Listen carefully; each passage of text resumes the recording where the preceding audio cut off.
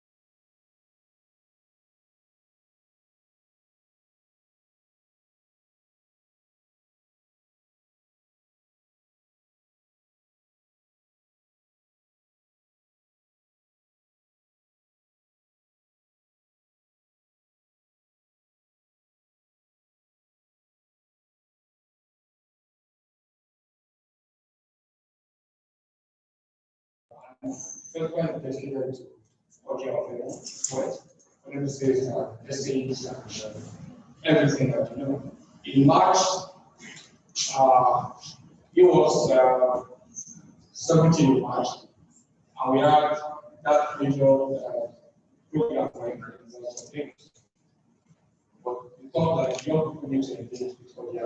I was surprised when we did that. Many of the students who were giving Odia. It was not the same thing. It's all the work, really over 70 groups, and you win. So we thought we should need to engage with this work. That's why we gave you. I'm talking of writers, transnational writers network, transcultural writers, transcultural. You heard it from the name of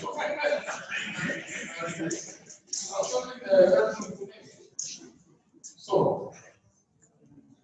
today is the area for Ewhierhoma. We want it to be that the students of the University of Lagos really want to engage.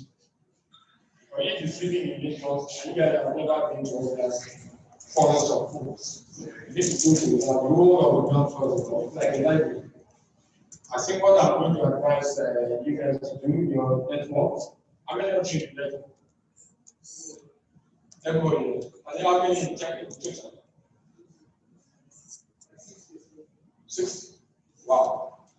I think we should organize a discussion to go to areas. It's a very transparent space. So you get it. I'll make this statement since they are not showing on camera. Well, so you. So we organize this network for the network to go and visit the ground. It's very important for your own education too. When I was here, we give you a show, we give you a class. So the only achievement that we didn't go to. You know, we go there and it inspires. And since you guys have been kind enough to establish transcultural writers network. So since you established that, I think that you're already in that show. So you should be able to go there and see this book. And you know, have an evening with him. I think mentoring is mentorship. And what we're going to do is mentorship. But if you are going to engage him, asking questions, you need your review, asking questions, and then you proceed from there. Okay? And that's what I was going to do. Let's do more.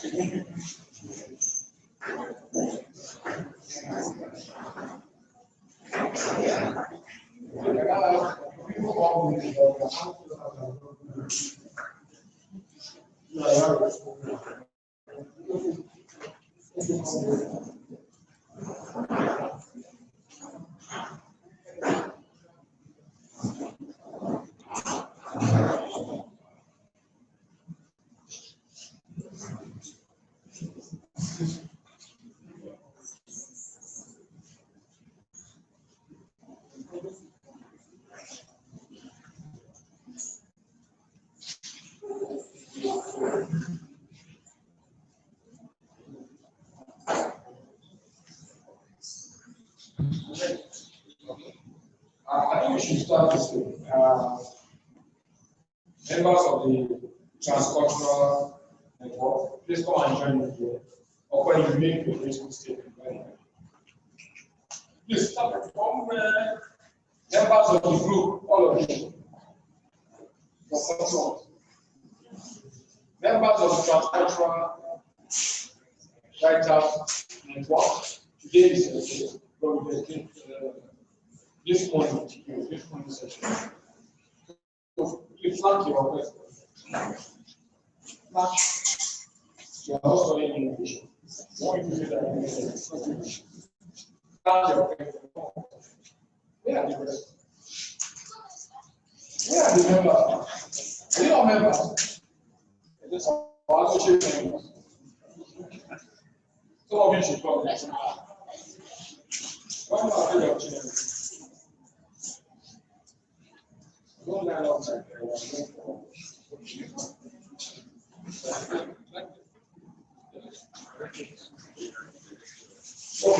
I think we start like this. This is what I define. And members of the transcultural writers network. Okay, we are going to be engaging Mr. Odia Ofeimun, poet writer, born in 17 March. Remember that you prepare in March, and then you prepare some of the scripts for him. So the president of Kolej additional, you tell us about the network, and then we take off. Thank you.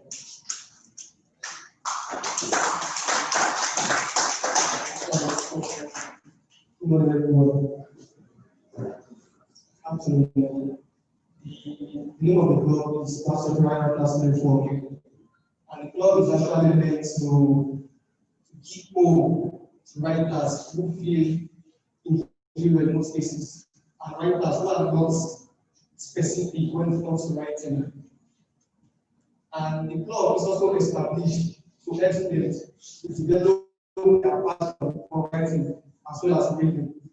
It's so obvious nowadays that so many students who want to write actually do not have that kind of flair. And that they don't have that kind of motivation they need. Some of them start to write, but before it is known, they give up easily because they feel that they are not okay enough. So the club is meant to guide students on how to write and how to develop enthusiasm for reading. So that's the purpose of the club. By doing this, the club tries to organize some activities as well as some programs, so that by engaging in these activities and attending these programs, the undoubted readiness for writing will fall up in the students. So briefly or concisely, that's just the purpose of the club.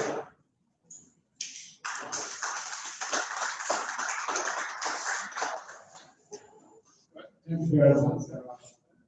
Odia is here. Maybe you should take this photo.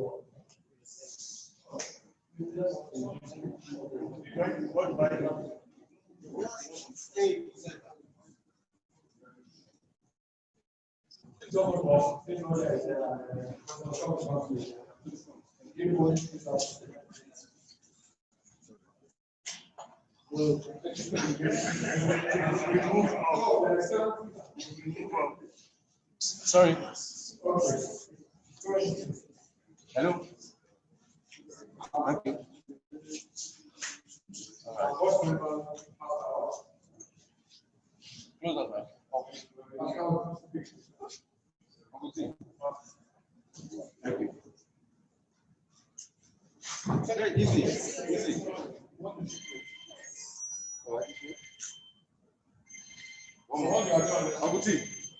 Thank you. Just your camera, please.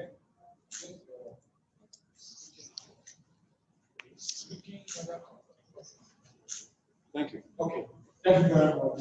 The transcultural writers allow us to take a look at this. They can now approach the session.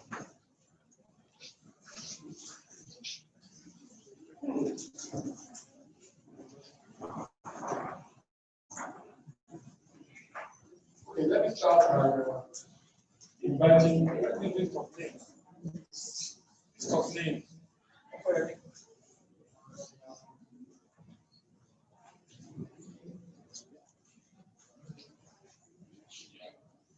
What we have done this year is to celebrate Odia Ofeimun, but then we're going outside the hall normally to where it will be made by panelists and very experienced people. It's out that this should be like a father or grandfather talking to his own future children in terms of lectureship. It's going to be here after the next stage. Then we will have a conversation with him. Okay? But before we start, let me bring here the Secretary General of CORA, Mr. Tunde Awosanmi.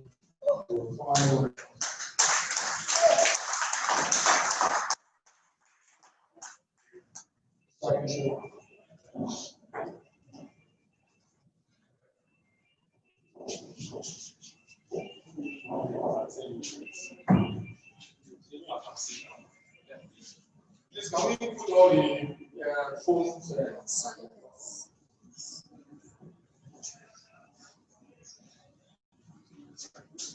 I know this is Odia's own part of the event, but I can't help myself reading an excerpt of Kolera, which is the main book of the festival. So, let me quickly read this before I do all things. This excerpt was published in Africa as a council report.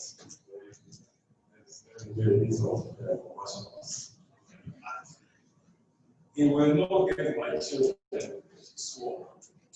That's the title that I gave it. Some nights afterwards, a 14-hand knock on the door of Professor Adeleke. The professor woke up his wife. Go and open the door there. What is it? She inquired drowsily. Someone at the door. I'm asleep. It will be urgent. Too bad. Why can't you open the door yourself? But my dear, in this time, I must be careful. She may be an enemy agent. At that moment, the knock was repeated.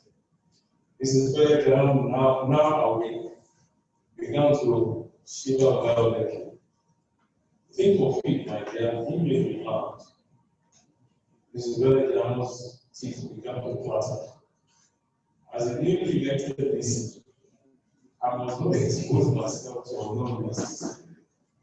Go and open the door, my dear. The Bergam conquered her violence to breathe. Silence and flashing and chattering teeth, and rose up heroically from the bed. He will not get my children, she swore, tying her wrapper around her like an armor. Not today, and if it comes tomorrow, he won't get them either. I shall defend them with the last drop of my blood, or I'm not my father's daughter. And with that result, she marched up into the children's room from where the professor soon heard the sound of the door being loud from behind. Those abandoned in the terms of marital oath, in the terms of marital oath, the professor sat about him quietly, but could find no weapon to offense save his slippers. A dangerous anger filled his professorial breast. Why was he always so careless? Because himself. Why had he not thought of having the house surrounded by guards as befitted his imminent rank? And why had he not given a contract in the room or procured charms? Those defects involved would be relative and very first opportunity. Meanwhile, the wind has enough for the days repeated. Then, with epic resolution, he went towards the door. Kolera and Kolej. Femi Osofisan. Thank you, sir, Prof. Well done for what you do. So, let's talk about, that's part of the reason why we're here. This kind of absurdity in our lives. This is why we call the theme of the festival the state of FLUX. So, the usual introduction of Professor Femi Osofisan upon playwrights and novel situation. The poet essays, polemics of the Ofeimun, to whom this year's festival is dedicated. Distinguished panelists online, offshore, everywhere, physical. Good afternoon and welcome to the beginning of the CORA festival program.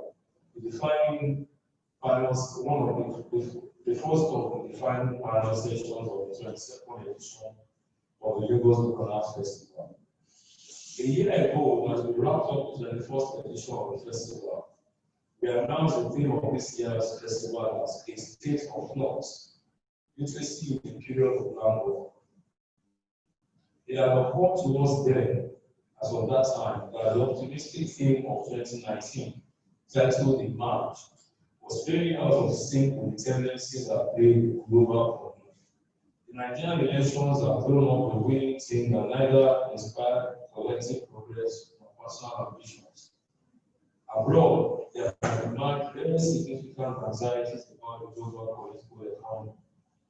In ascendance were easy and ready dismissal of ideas that seem common sense a while ago.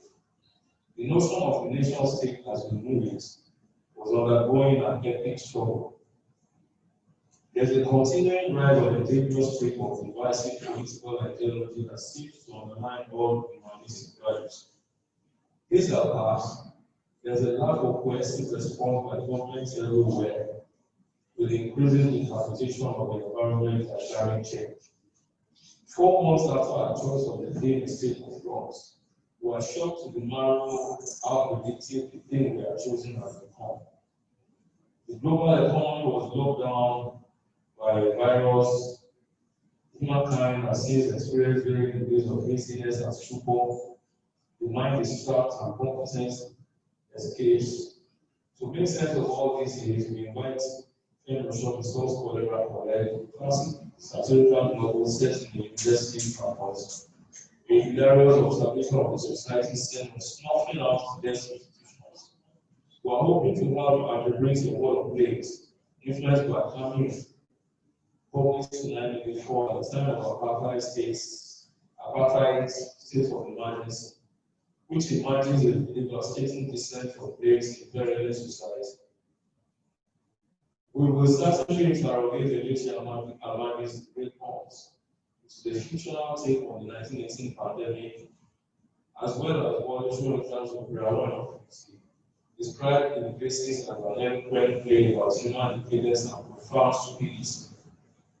This is the figure of the festival, which has such rich content, with very brilliant panels all over the place.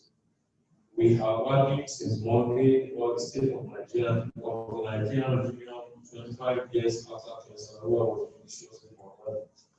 We have held a deeply moving and well-attended memorial for J.P. Clark, and we have invoked the spirit of what is left of the Nigerian left, the sentinel conversation around Mr. Adeleke was Joseph. Ladies and gentlemen, the Lagos Local Arts Festival was created in 1999 to whip up enthusiasm and support for the folk as a cultural item. Today, it has become some kind of carnivalistic of ideas, visual and performing arts, attracting lots of people across generational divides. There's a strong view 12 to 16 years event. The core programming remains higher conversations around the set of books of the festival, which speaks to the year's theme, as well as mix the author events, why I read what I read sections with top corporate leaders, and the seminar conversation focused on how one research work of non-fiction that most embraces the directions of the global modern economy. The drama of dance performances, poetry skills, music and visual exhibition, feature as interviews and after sessions are always key to the day. Again, Professor Osofisan, welcome back to Lagos. Odia, our own guests, distinguished panelists, distinguished audience, please partake in our broader seats. You're all very welcome. Very good.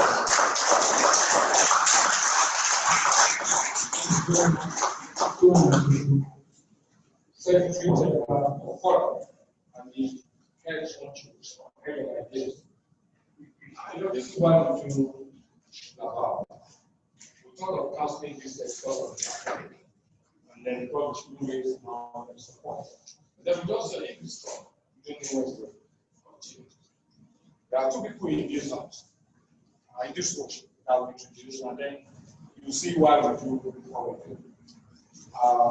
When we were starting in 1999, we were at the National Museum. And we wanted it to look like a literary canopies. There was some activities that were things like story, but we kept on insisting on doing what we wanted to do. But we started by associating the festival with the national activity day, which we got government to approve when Tade was coming down in 1998. When he was returning after that. So I mean, I agreed. The minister, the Ewhierhoma, they agreed that we do it. So we did that first one at the just started doing right. That was when we did the very first one. When people ask, oh, why you say 27? When it should be, because the fellow was Chinese as this. We started that one as national activity. And achieving to when we send 1,000 naira check, they said, do not give me money. Use the money to continue this idea. Because I'm not even sure about the 1 million naira. And I'm not pretty sure the guy has to because I can't get to where it is. But government did not continue the idea. So we then had to move to zero. And we're there, just having fun, testing the ground. And somebody was driving by with a letter. And Jordan said, Mommy, let's see what's going on in there. And they drove in and give up the phone for 50,000 and get where the place.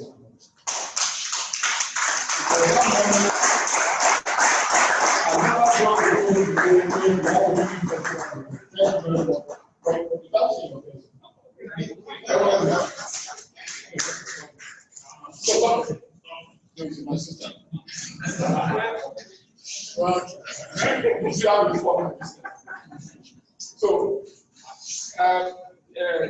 they're not saying.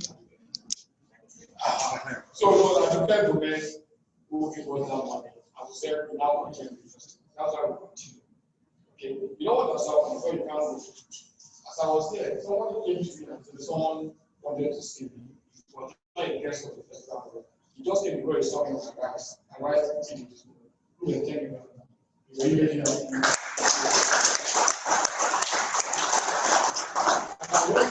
I went out to see him, and the man said, if we are vacation last engines, Shredding found out just on there. He said he saw me on a guys' TV. He's a retired we have chance. And he's written books and he's giving us 60 copies of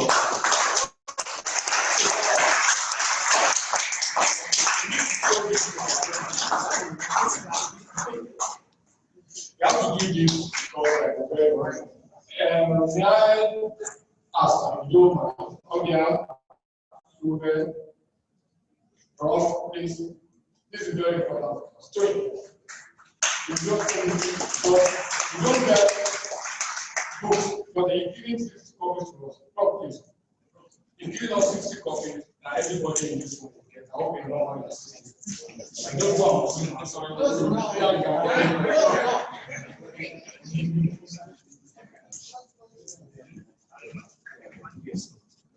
that was the problem. Yeah,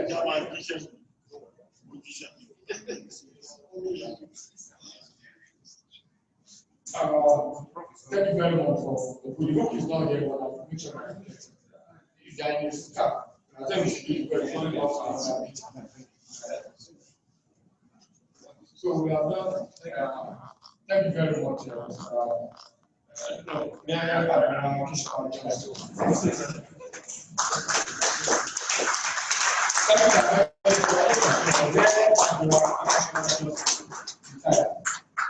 I'm sure you are this is I want to move to you.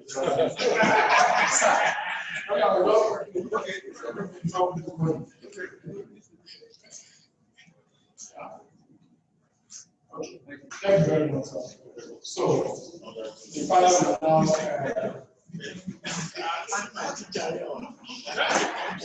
So the panel will convene now, and then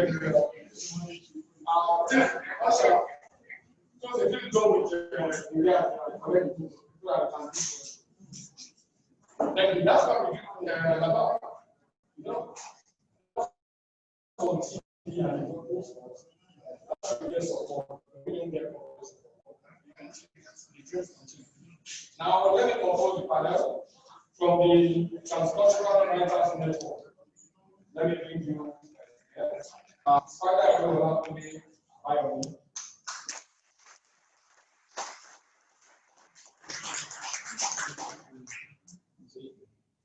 And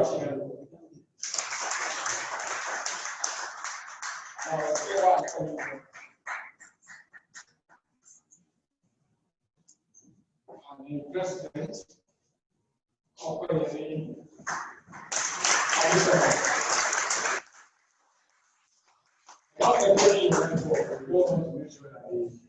so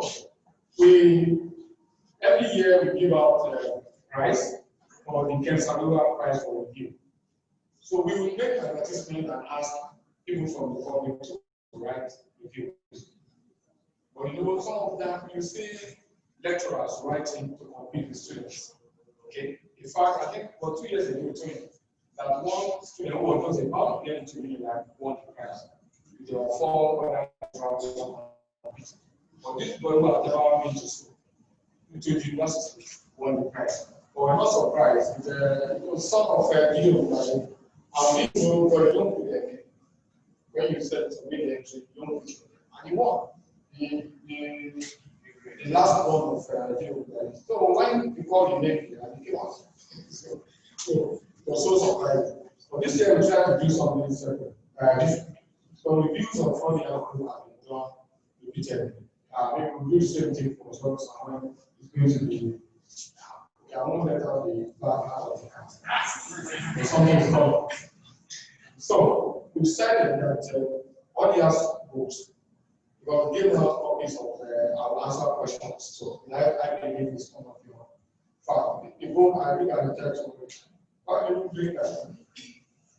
So we have this student to do reviews of the remember the meeting at the campus again.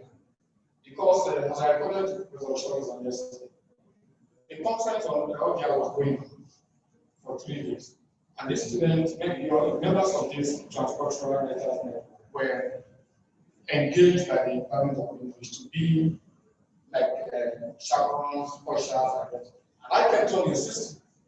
And the way many of us go, that we were made to be part of one of the one of the organizers kept on chasing them outside. Every time they say, go out, be, say that's not. But we went and there with them. We became what we became, but we're members of the Thursday College in like Ipadeola. We did all of us to Kolera. I can't even remember the point where we were. I know that I wrote a lot of documents. I didn't win every single one. So sending them outside all the time that the scholar was doing. They said don't ask them to go out. But I remember in particular children who come and say, we want to ask questions, but we're not being allowed to ask questions. We said we're going to make sure that you really want to engage all your family at the celebration. That's why you're here. So finally the platform, Odia came to us, said we should give them 1 copy each of the book. I will give it out. So we had them to write it. I thought we would get as many, we have 60, the membership 60. I thought we would get not 25, even the only 3 of them have been present. I've told the Secretary General that those 3 reviews will not be the one to compete for the Kensalura prize for literature. So it's going to be first president, second president of the that was the diligence right with you. I don't know how to give you, but it is meant. So, having made that very good statement, let me bring here the moderator of this session, Ipadeola.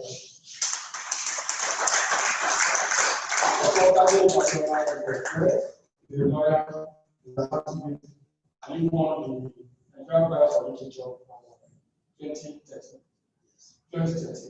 But the money you want from the $100,000, you vanished. But you really the money to fight the cause of literature. There is always representing right on their issues. I will ask him to moderate this session because we'll be working a lot of time. I think the first edition of the book, Sarah Testament, was published by Mabel, owned by Odia. So please give a sound applause to all of everyone.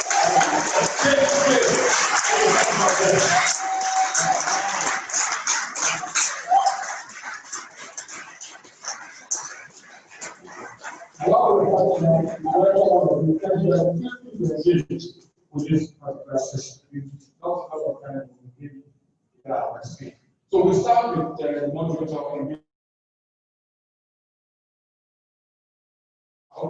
after others.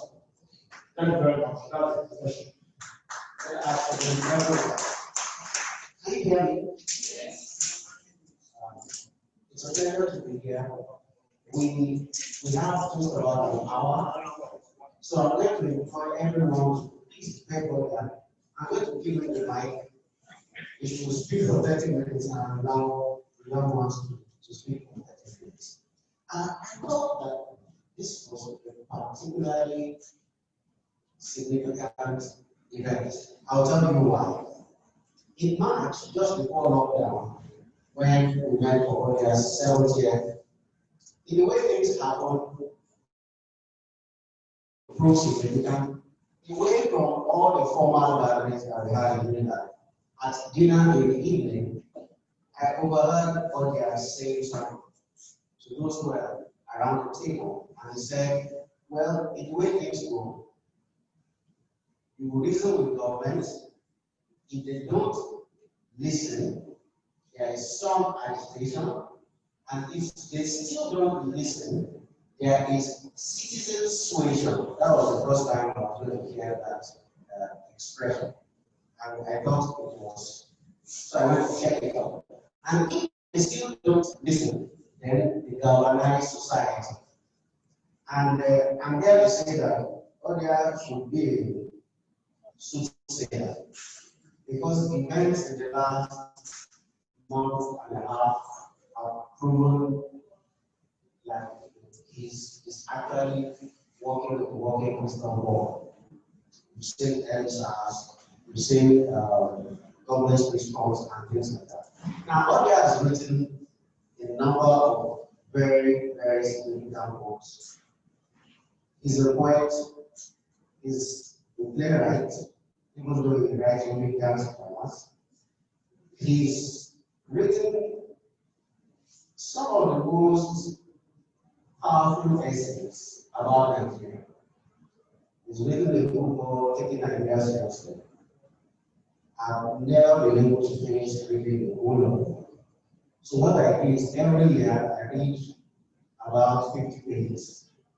And it's educated me tremendously about this country and its potential. I am going to ask Odia exactly what it meant by citizens. I know that he's expecting me to ask him about the Ewhierhoma and things like that. I'm not going to ask him. I'm going to ask you about what you saw in March, about how things will play out for us as a country, and what you think is going to happen next. What do you have?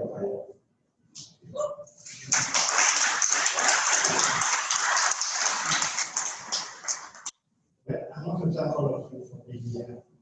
I thought before I said one or two, I want to remind all of you that Chimamanda Ngozi Adinkwu won the Women's Women's Prize. It used to be called Orange Prize, but then they decided to do something like a Booker of Bookers. So all the people who had won the prize over the past 25 years came together. And I think between herself, Zadie Smith, oh yes, all the big ones were there. Anyway, the short of the matter is that this year she won the winners. If I have to discuss Nigeria in the context of just that information I have given, I would say that we probably do not read ourselves enough. That is why we get surprised when things that we actually play with, you and I play with everything, appear to look strange or out of the ordinary. But every day of our lives, we actually discuss those steps that we are talking about. If we are confronted by a dictator who never gives you a chance to interact with the people you could form coalitions with in order to remove him the dictator. The processes to have are almost dictatorship. First, you must learn to talk to your fellow citizens. It's simply the only way out. But talking to your fellow citizens is not enough. There is a kind of engagement that it involves.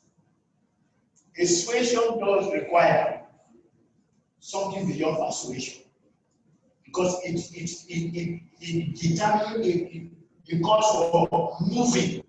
It is not enough. You are not just persuading, you are also moving.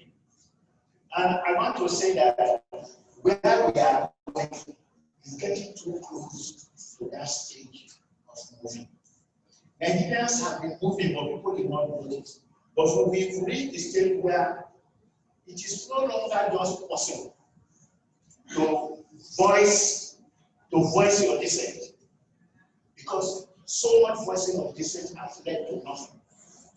Nigerians are having to learn that even the old way of demonstrating, of protesting, isn't going anywhere. What we've just had in Nigeria is like a rehearsal for what is actually going to happen. It will happen. There's no way we can escape it. I mean, in the past 25 years, I've been preparing myself for the possibility that Nigeria will get to that point where we shall have taken over the ground and we will not know what to do. We are at that point where it is actually possible to take over Nigeria and not know what to do. When I wrote Taking Nigeria Seriously, I was preparing for the book I have just finished. I mean, I have problems with the title, Taking Nigeria Seriously. But all I can tell you is that now I'm surer of my ground than I ever was. Because now I am able to narrate the story of Nigeria from biblical times to the present. And I can tell you I am conclusively convinced that all the ethnic groups in Nigeria have had common roots across history. And they have met at all sorts of distances. But from being of one solid ethnic groups, Yoruba and the Igbo broke because of the intervention of opinion groups. The Igbo moved through the Igala and Idoma axis, and many of them frankly went through a lot of hell getting to where they now live. The pouring into the eastern, what is now Eastern region, properly speaking, came from a horde of slaves who occupied. That is to say, they simply went across all the areas. All of them named, not according to ethnic codes as you might think, but one, those who were in areas where erosion had literally taken the land, those who were artisans, and those, so that in the end, you are not exactly talking about an Igbo ethnic nationality. It was why Bala Osman, until he died, always said that Nigeria had no nationalities, and that even the Yoruba had no common tradition. The Yoruba and the Ogoni, they were deceiving themselves in making that assumption. The truth is that all of them actually belong to nationalities, because you do not become a nationality because somebody told you have now become one. You become a nationality because you call yourself one. And once you call yourself a nationality, it implies derivatives of language, of governance systems, of child-rearing factors. At the end of the day, it means that when a Yoruba man goes to America and meets another Yoruba person, their introduction is very swift. They know themselves. In the way that Nigerians, wherever they meet themselves to be, whether they are Fulani, Hausa, or they met in the Soviet Union. They know themselves before they know the Ghanaian or before they meet the Senegalese. We have reached the point where therefore it is no longer just in the old way where we thought we were so distant one from another that we cannot become one country. No, sir. Actually, what is exciting about the picture I have of Nigeria today is that when we get to meet, most of the people in southern Nigeria belong to the Kwara speaking family.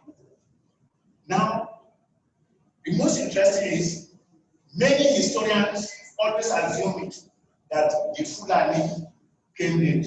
They did not come late. They've always been there. The point is that from biblical times to the present, they were always cattle people and slave traders. They looked after slave routes and they looked after cattle routes. The exportation of black people from tropical Africa into Iraq and places like that could be something we need to thank them for. But that was why they had no time to build a nationality on the ground.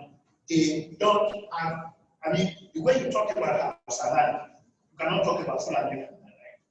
And they, who belong to the Kwara language group, we are the ones who mixed with the Nilo-Saharan group, the Hausa, who belong to a different language family. But you see, they then lost their own language to the Hausa. But refused to do what else one thought they could do. Simply mesh with them and become one language family. The word Hausa Fulani in Nigeria doesn't make sense because the Fulanis have ensured that a Kado is a Kado and a Pulo is a Pulo. If that is, it simply means their leadership structure has been so framed that wherever they are around the Hausa connotations, they are always the minders and the leaders. What we need to do is to make sure that whichever language group or nationality you may belong to, you must be a citizen. All of us must be citizens, and all of us must be entitled to determinable benefits that civic competence provides.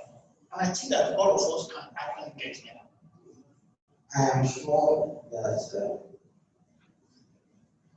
if we seriously take the cause that Odia has produced, we will agree with acclamation of group forces that there's a common thread that runs through everything.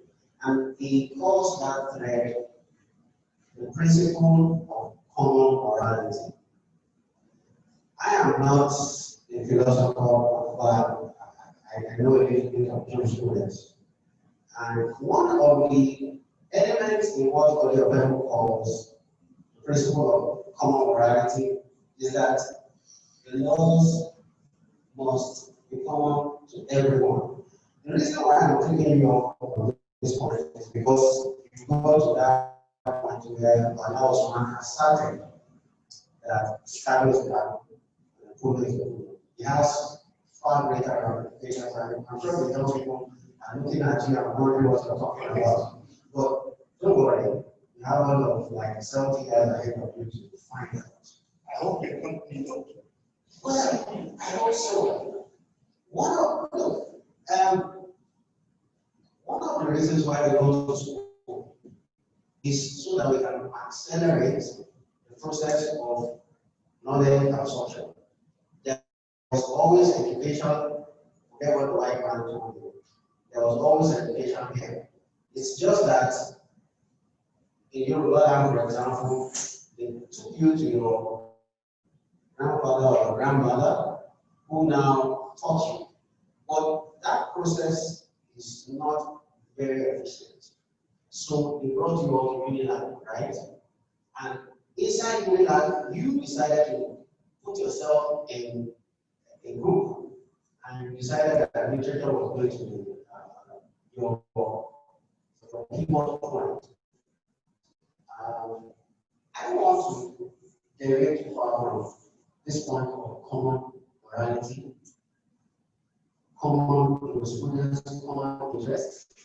I think everyone will also agree that what they have always argued, that there is more that we have in common than we have as differences. In Nigeria today, I almost missed being with you this afternoon. I left Ibadan at 6:30 in the morning.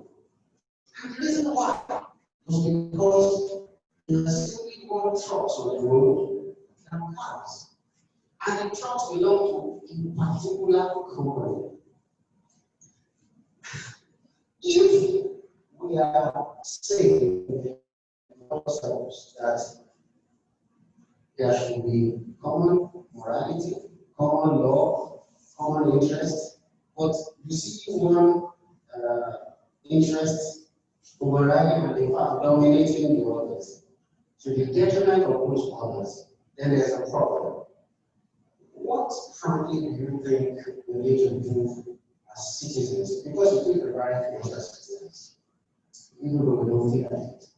What do you think we need to do as citizens to bring about the crystallization of that common morality in Nigerian society?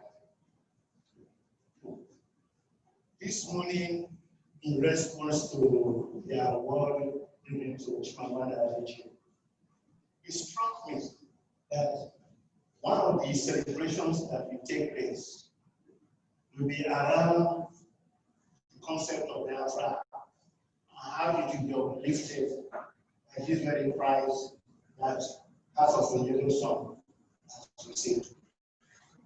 But you see, if you are a good student of literature and you have read half of the yellow sun, you will know that that book trashes the idea of Biafra.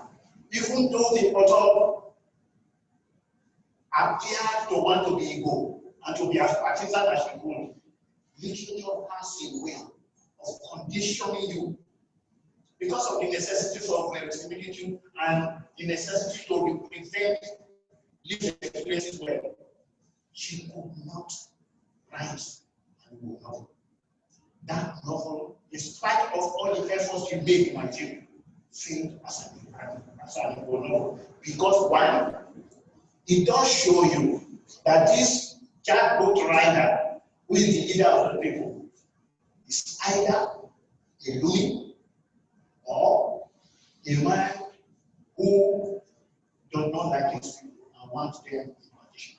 Otherwise, you wouldn't put your siblings on the road with wooden sticks to face armored cars. That you will find.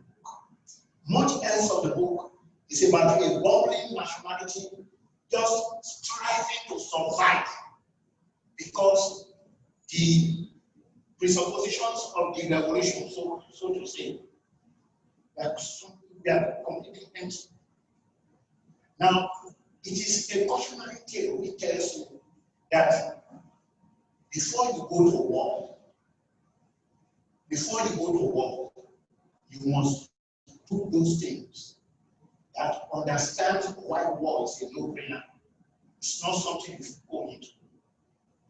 They did not ensure that. Now, if you are thinking of how to turn such people into citizens, if they don't feel like citizens, what are the things you must do? One of the beautiful things about the political writings of Chief Awolowo, which many Nigerians ought to read from primary school, is that he came up with a position on knowledge systems. If every language in Nigeria can transfer all the knowledge in the English language into their indigenous language, and transfer their own indigenous knowledge into the English language, they will equalize with the colonizer. Competition will therefore then continue as a normal conversation between even that because there will be no unequal partners anymore. They won't be unequal because the knowledge systems have equalized them. That is, properly speaking, the ground upon which our went for the Ewhierhoma and try to make sure that the set of committees, some to look at how all the scientific terms in the English language will be translated into Yoruba and all that. They were a very radical, revolutionary group, although being lawyers, they were also very conservative. But his colleagues bought this, that you needed to, all you needed was to transfer knowledge from one language to the other, and you equalize. To a very large extent, even the recent information from the United States, not recent information, even the standing information from the United States, the manner in which Nigerians have outstripped every nationality in America in terms of the acquisition of education and of managerial power. You will know that they come from a culture where competition has become an accepted staple. You saw it as normal. I mean, you don't come into, you may be a roadside sweep, but you have a degree in working, waiting for the day that degree can translate it into something of more value. Now, if you look at it from that angle, you just require one more additive to the people's sense of self, which is to say, nothing is ever sustained in a situation of imbalance without a balance of power. A balance of power is certainly not enough. You can have arguments and then be nice to each other.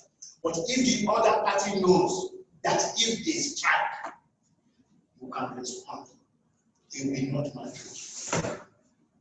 I think this is a good point to comment and pause. See, because these are lived realities that Odia is talking about. I'm coming from Oyo State. And for the past 5 years or so, I've been warning the members of the elite who will listen about what will happen when people are bearing arm of the law becomes insufferable among citizens. When the NSAS matter came to the peak, the police, in their criminal manner, decided to employ in the streets and started shooting people. They shot 2 people in shot more than that in Kolej. And do you know what happened? People of their own organization and will went after those policemen, decided which ones they will allow the soldiers to rescue, and started dealing with the policemen. This is to say I agree that there is such a thing as balance of terror. You know, in the manner of the Nigerian states, the police started giving malice in Oyo State. And not just Oyo State, Osun State, Ogun State, Ekiti State. You can travel now from here up to Kogi and not make the road checkpoint in places where you normally make a test. Why? Because the policemen now know that they too can die. And that has injected a measure of restraint that we have not known in a very long time. I am not saying this so that young people can start forming themselves in poses, but this is to say that, again, in the way in which they are forced to be prophetic most of the time, this is just the reality. This is what we need to pay attention to. I'm not going to allow the students to give us what they have. We have precisely 30 minutes to do that. Yeah, All of you. Yes, all of you have written books. Each of them, or you mean all of them? You will have to work out the mathematics amongst yourself. You know one thing that is really impressive about exercise? How self-learning and self-adapting the whole movement was. You know, at a point, it became so quick in deciding what they were going to do, without deciding that fact yesterday, that it became impossible for the state actors to track them and to respond to them. Because if we were not coming with an agenda from yesterday, we were deciding in the spur of the moment what to do. I am hoping that not just Nigeria now, but all of the African states take it. I am told quite reliably that in Kenya and Uganda, the police and the security forces called themselves into a meeting and said, what is happening in Nigeria must not happen here. So we must check ourselves now before young people go down to the streets and tell us what to do. So if NSAS have not done anything for Nigeria, they have done it for Africa. Thank you very much.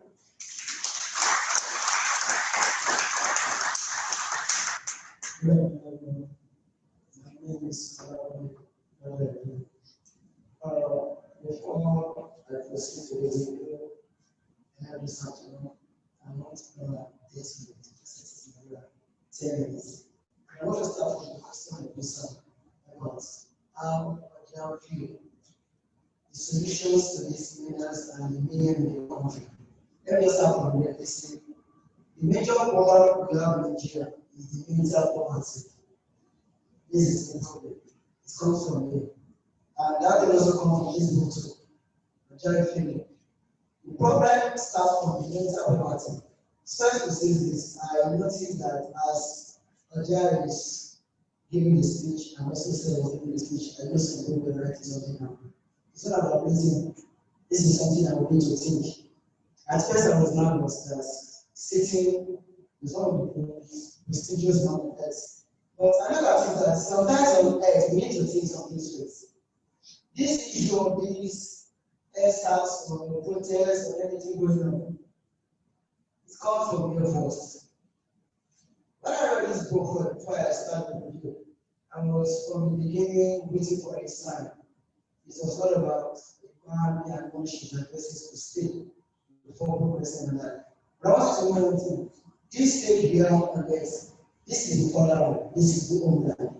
So if you don't rebuild this land and we leave this, like we leave it for the next generation to build it, I'm telling you, the next generation will build it. Since 1922 to 2022, 1922, 2020. Count numbers of years. It happens and it occurs like that, and it continues. So I will implore everyone that let's think straight. Better poverty here, not from here. Don't think of living here and saying, look, you don't need this I have is the born man. All right, sorry to have a short response to that. Just permit me once. On kind of, I hate when something is going on and you feel comfortable. It's like we are comfortable with this state, we are comfortable. I'm not comfortable. I'm not comfortable. Because when I read this, when I tell you that I read this 20 years within 3 days. Within 3 days. From within that 3 days, I try to understand who is Odia, who is he. So from the few, because I have 15 pages, I need to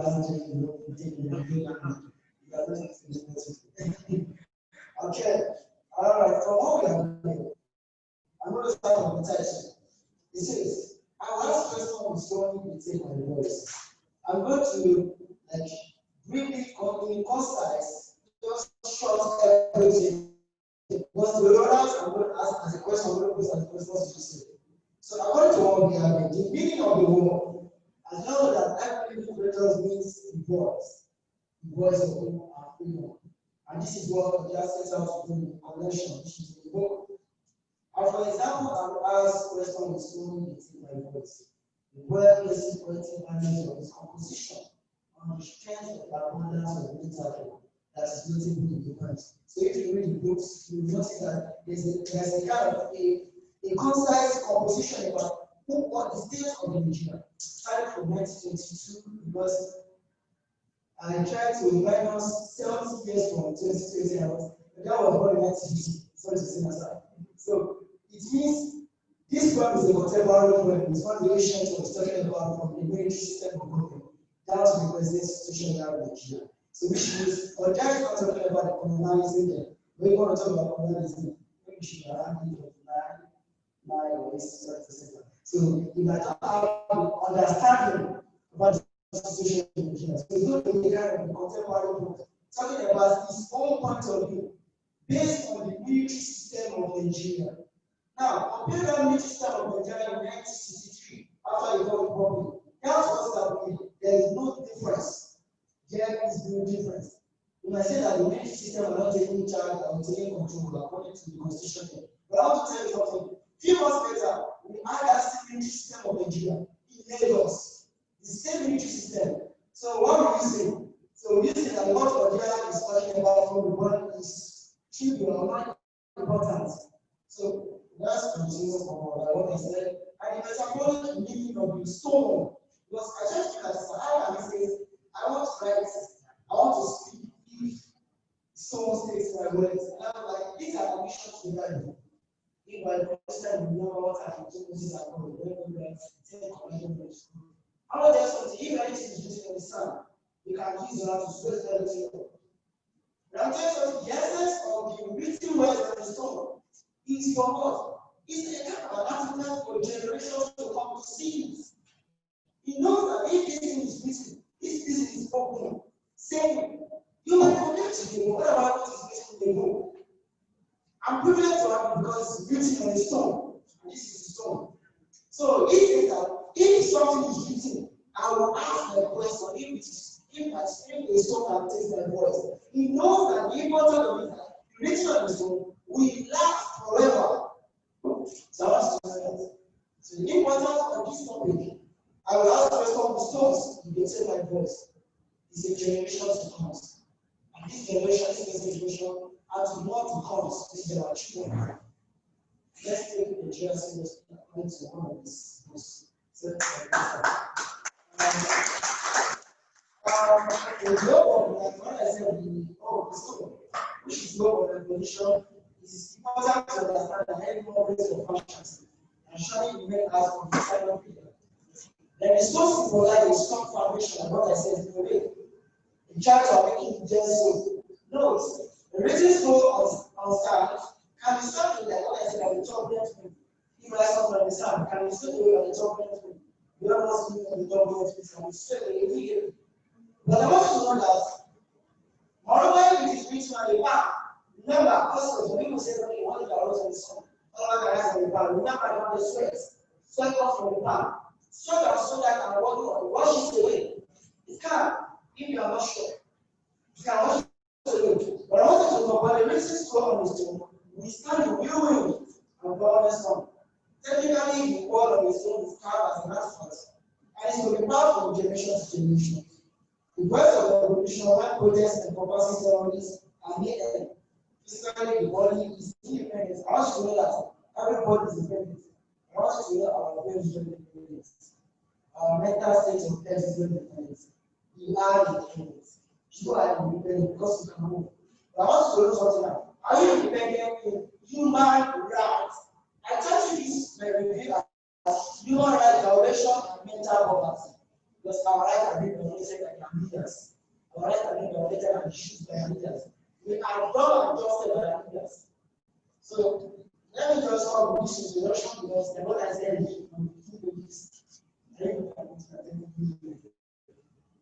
going to use this to try to tell that generally the word of teaching, I would ask the question of the story is it my voice. Centers in the colonizing experience with the advent of the political system of government and its independence problem.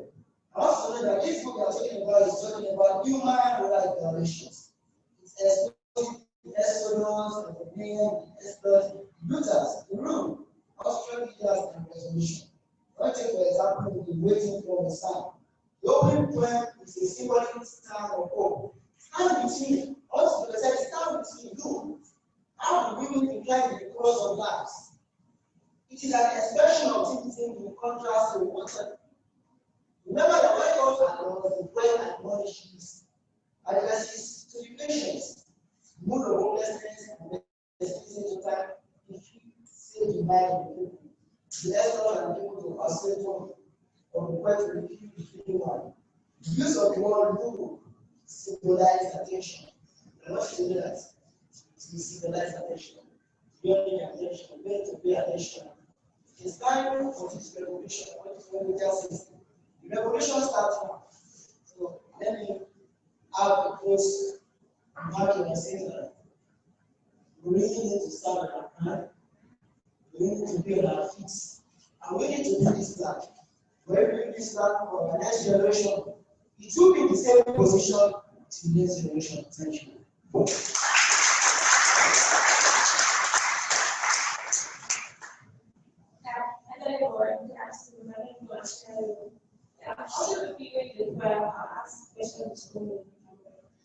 First, when I said well, actually, I read the first page for me.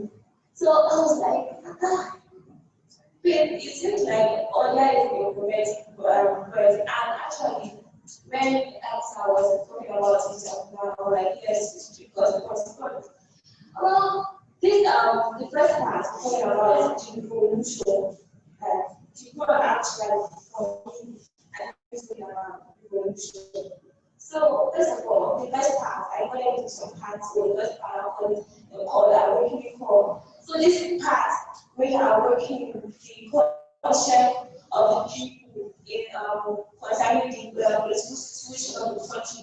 I know that sometimes actually when you go to work, the learn to finish together. But then if you look at it that time and look at it this time, same thing, always same.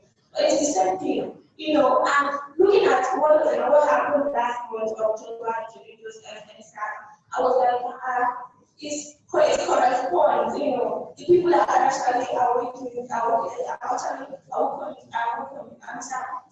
like, this particular program, the particular problem is all excellence about revolution, starting us to fight for what actually belongs to us. So, first of all, I divided into the first part, actually, about the for. Then, second part, I actually talked about those people who actually stand out, kind of come and say they want to help the people. You know, the thing about politics is people will come out and say, okay, let's do this, that will help you. But when they get to the top, when they get to those political positions, they will become like those who were there before. You know, so most people that are protesting now, and you know, one, for instance, they get a particular political position. They don't differ from those who were there after. They are like the same thing. That's why the issue they keep and what happens in the country keep repeating itself several times because there's no change actually. People say they want to fight for change. There's no change because those who get that actually what we actually do what those people who were there actually. So in this particular context, he has this tool of the mood of data and impact actually, which is actually and I will go to that. So actually the third part centers for information, you know. But I would say that this third part, other just decided to, you know, make it to be that, in that, because the first part was actually giving us a reason to get all on our nerves to, you know, seek for revolution. The second part, yeah, for the particular teacher, God teach me process. And I remember that I learned one time with someone that teacher teach me process. And when you wrote this particular poem, we were referring to the English, But the action for the authority, democratic work, and it just it doesn't have it's no different. You understand? And I was like, I was saying, teacher, don't teach me nothing. But earlier you think, teacher, don't teach me nothing. Like teacher had already taught them nothing. Because so when you do that, okay, the actually really like teacher don't teach me nothing. It means that we have not realized that we have been taught that nonsense. And so we now are seeking for what? Solution. And so going down to the last part, I saw a particular one that I really meant to listen to feel happy because it used to. And I wanted to ask another question. How was he able to write pitching in that part? It was really fascinating, because it's really his book. My friend and I were discussing this afternoon. Oda's book is quite complex. Is that if you are not well grounded in which you won't be able to understand the poem actually. So when reading that, I was like, how did he write, come down to the level of pitching? Like, and she was so I read that book over and over again. I loved it, pitching sweet fast grammar, I was like, and he speaks the grammar, And I really want to say that book is really inspiring, and in fact, he's a prophetic verse because considering the time of process, I was thinking what is for in maybe around the year 1980 or 1990. But I mean, it was published was like it. So comparing the time of process and the recent times, it looks like what was happening there is actually what's happening now. As I was reading, I would say I would recommend that Odia is a must read for any. In fact, I wanted to say something. If Natalie was next, I wanted to tell him that it is a way we can make so Odia when a kind of thing that we actually have to read every semester for most English students, instead of focusing on because we didn't read the for the conference, we didn't know much on that for and so we actually got to know that hey, we haven't been confident in this world. So I would really encourage now this book. Once now to answer. Why did I always have you right once? Always do that at home. I always do that at home. I always fun. Yeah, good. And I almost all of them. I saw it in the point like I saw it in the geography. I saw it in asking questions. He's always like I was asking myself one time. I was like, did they keep everything close down? It's always a number that I want to recommend that every student is here and everyone is being out to actually get all that. I have a lot of I have like 5 points. We were taking we have to skip this point, we have to read. I read Lagos, Port of Lagos, very interesting from collect of different words. So it's really very interesting. And if you read it, what happened in Lagos actually what like people are seeing what are prophets in the ministry and they know I think I'll give it a chance to respond to a question about pages 2 the poem. You want to know how someone was working in language and I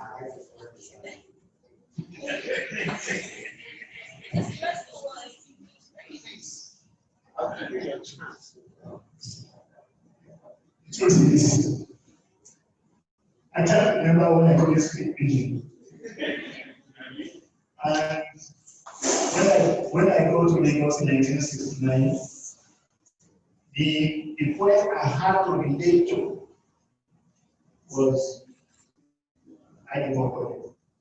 There was this small kiosk by the marina where they sold Nigeria magazine and a few other things.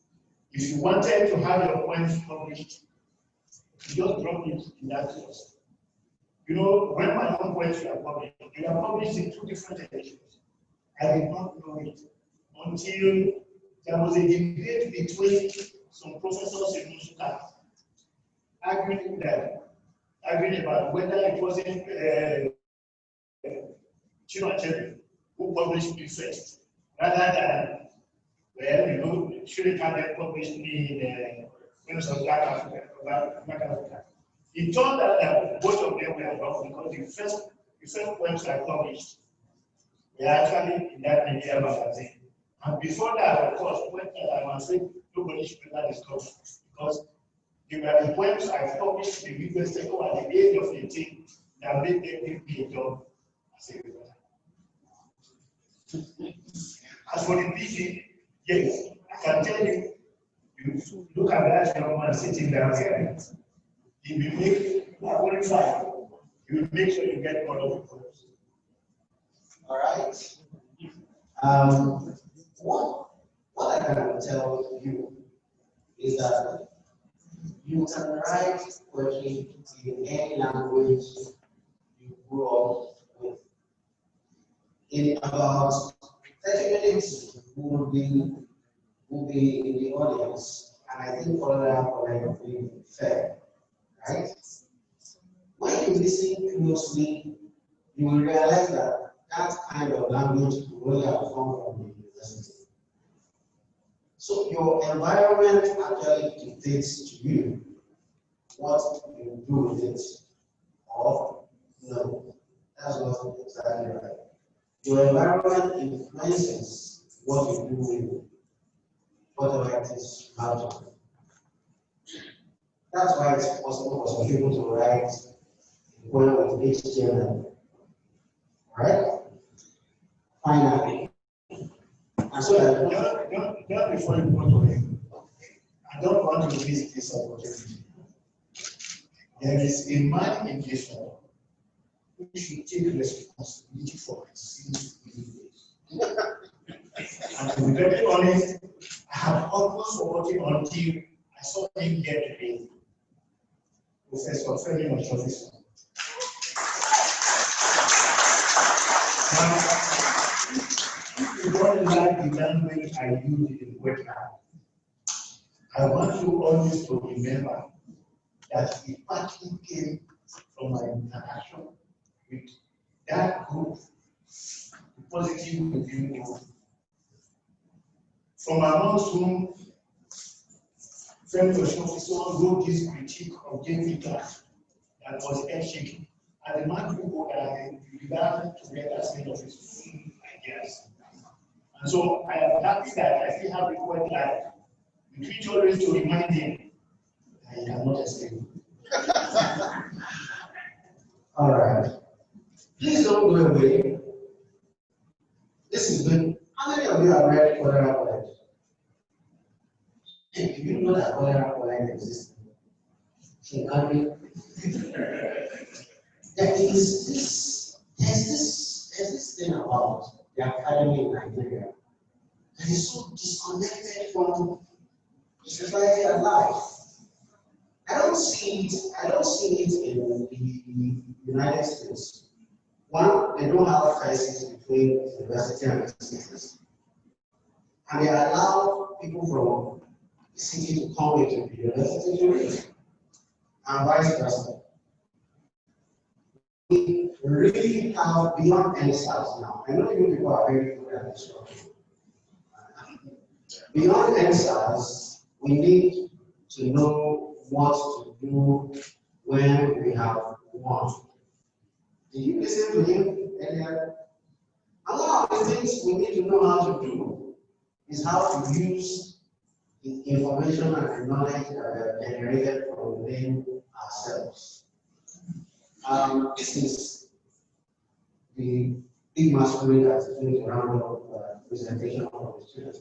But I should miss this opportunity to say that there's COVID out there, and it is a terrible, terrible disease. but our escaping the brunt of that disease in Nigeria is not chance. It's not chance. What is missing is gathering the scientific indices for why we have escaped the brunt of it so far, and then actually making it into a manual for behavior. Because one good thing about science is that it will work in Australia, it will work in Denmark, it will work in Kafanja, it will work in Argentina, it will work on the moon. All things being equal. Please don't joke with this thing. You know, there's a second way. Don't let anybody tell you what is not. There's a second way. We know it's because that's where people run to usage. And the bad thing with our current infrastructure is that because UCH cannot handle everything, people are tempted to now go to other smaller hospitals around who may not be as prepared to handle this, so it's spreading. So you need to be really, really careful. Keep washing your hands, all right? This is the Ewhierhoma and you can tell from his glasses that his presentation will be professional. You know that when Professor Prof is on and Ewhierhoma are very oh, yes. Yes, I can do that. All the ready people wear glasses. I went about to wear one glasses.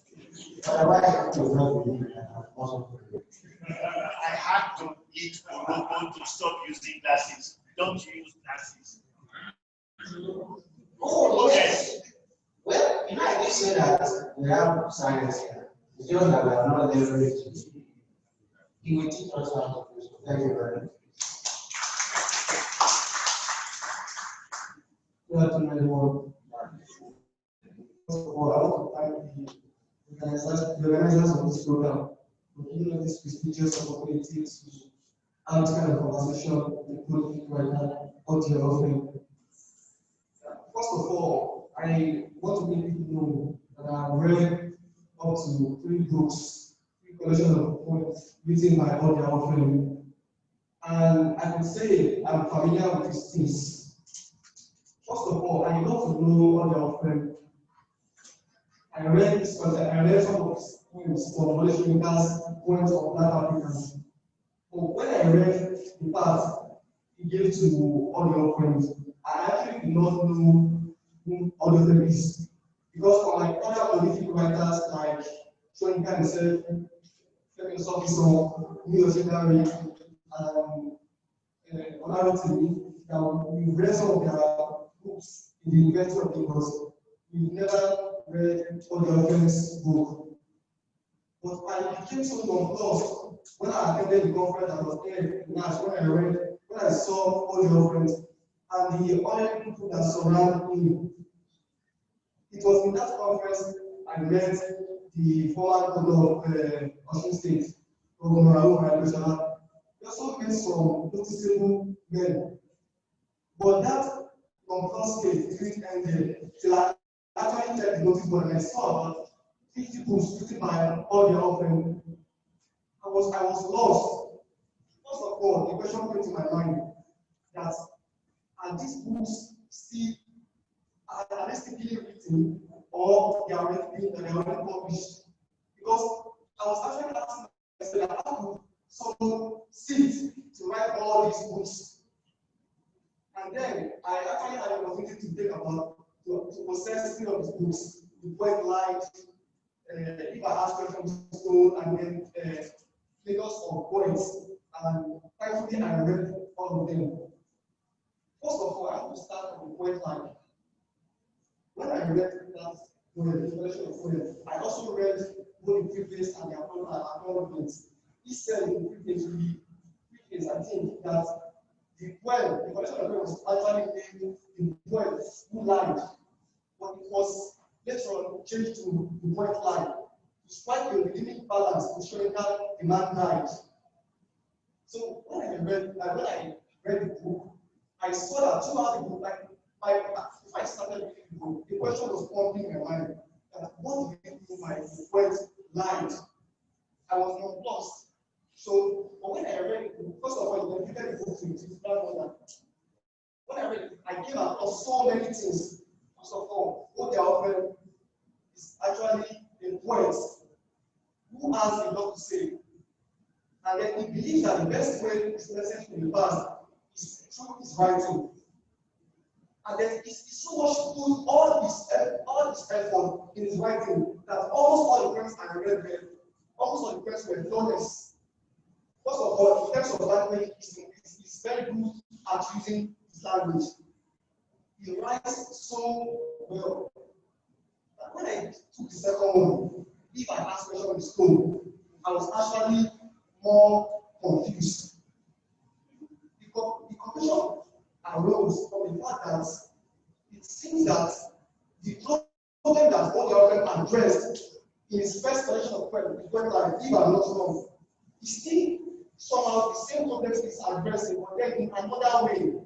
This shows that Nigerian problems are yet to be solved. So, and then, as a Nigerian writer, actually dedicates his time to unraveling the mysteries surrounding Nigeria and the country. And in his work, you see that we try to defeat the ills still community in Nigeria as a country. So apart from that again, I also discovered that in his poems, he tries to give respect and acknowledgement to famous writers. Like he dedicated some of his poems to some known writers. I actually saw one for I read some others too. So let me read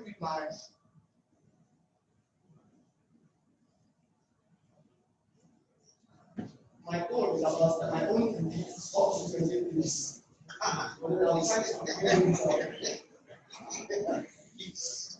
So actually we have 2 minutes. This was actually written. I think really like an progress of doing. So that has led to the title of the review as Progress Literature as Socio-Political Discourse. A study of Odia offers and ask questions with stone, give the take my voice. I can see that one way or the other in the connection, Odia was protesting. First of all, in the first point he wrote, when he said the prologue, he said he wanted to tell a story. In the prologue, he said he wanted to tell a story, and then he actually had this passion for the story. He wished his people would come together to actually listen to the story. But as I go further, I discovered that they are about to take his voice. So since his voice was about to be taken, definitely they had other action that they wanted to ask questions, that are likely to ask questions about the injustice, to ask questions about the destination of good writers, to ask questions about the maltreatment of fellow citizens with stone. So this is titled Progress Literature as Socio-Political Discourse. I start this way. I first gave a brief definition of protest literature. I gave it an list. Protest literature has existed in various forms throughout literary history.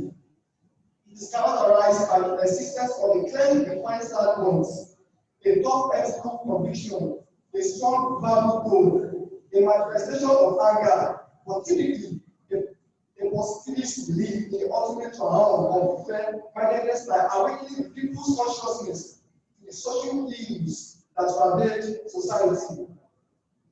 And then I went further, I could read everything. I have to read it because of the scarcity of time. So I just want to conclude this way that great poem like Odia was I discovered I put some books that Odia wrote. I was still writing because I believe that someone like him, based on this like watch and some of I read, that someone like him can never stop writing And someone like me can never stop reading. Even as I was shown a part of his library, I was already intimidated because I don't know how a person could sit to read all those books. And then they are not just there for the revolution. In his poems, you see him using words freely and perfectly. There was a time I actually wanted to write a poem. But then when I started, and I compared my poem to those of known writers, like I saw that they were not as theirs. So thanks so much. I want to say one good piece of advice I'm going to give all the young people in this hall today. When you want to write a poem, don't start reading your first.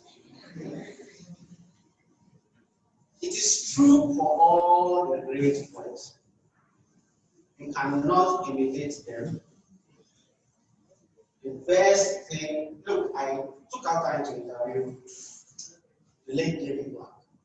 So I asked him, I said, do you remember where you were when you wrote the poem? And he said, yes, I remember.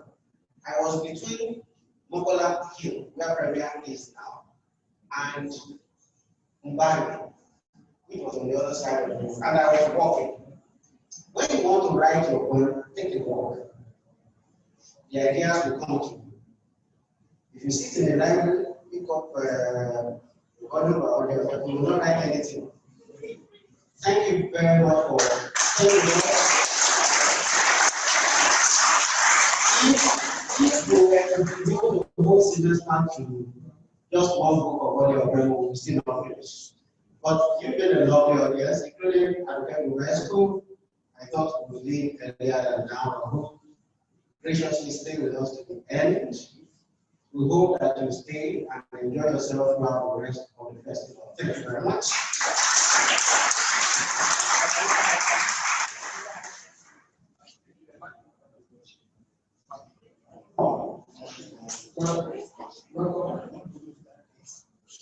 Okay, we will start by telling you performance on the keynote. All we like to tell you. So, okay. Dr. Ruben Abbas.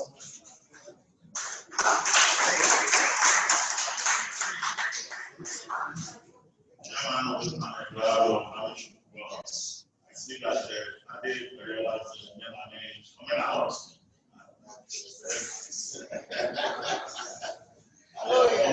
We have done a very good job. But very quickly,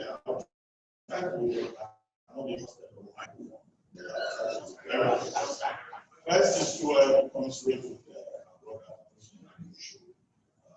who is one of the leading stories behind this. He lost his mom recently.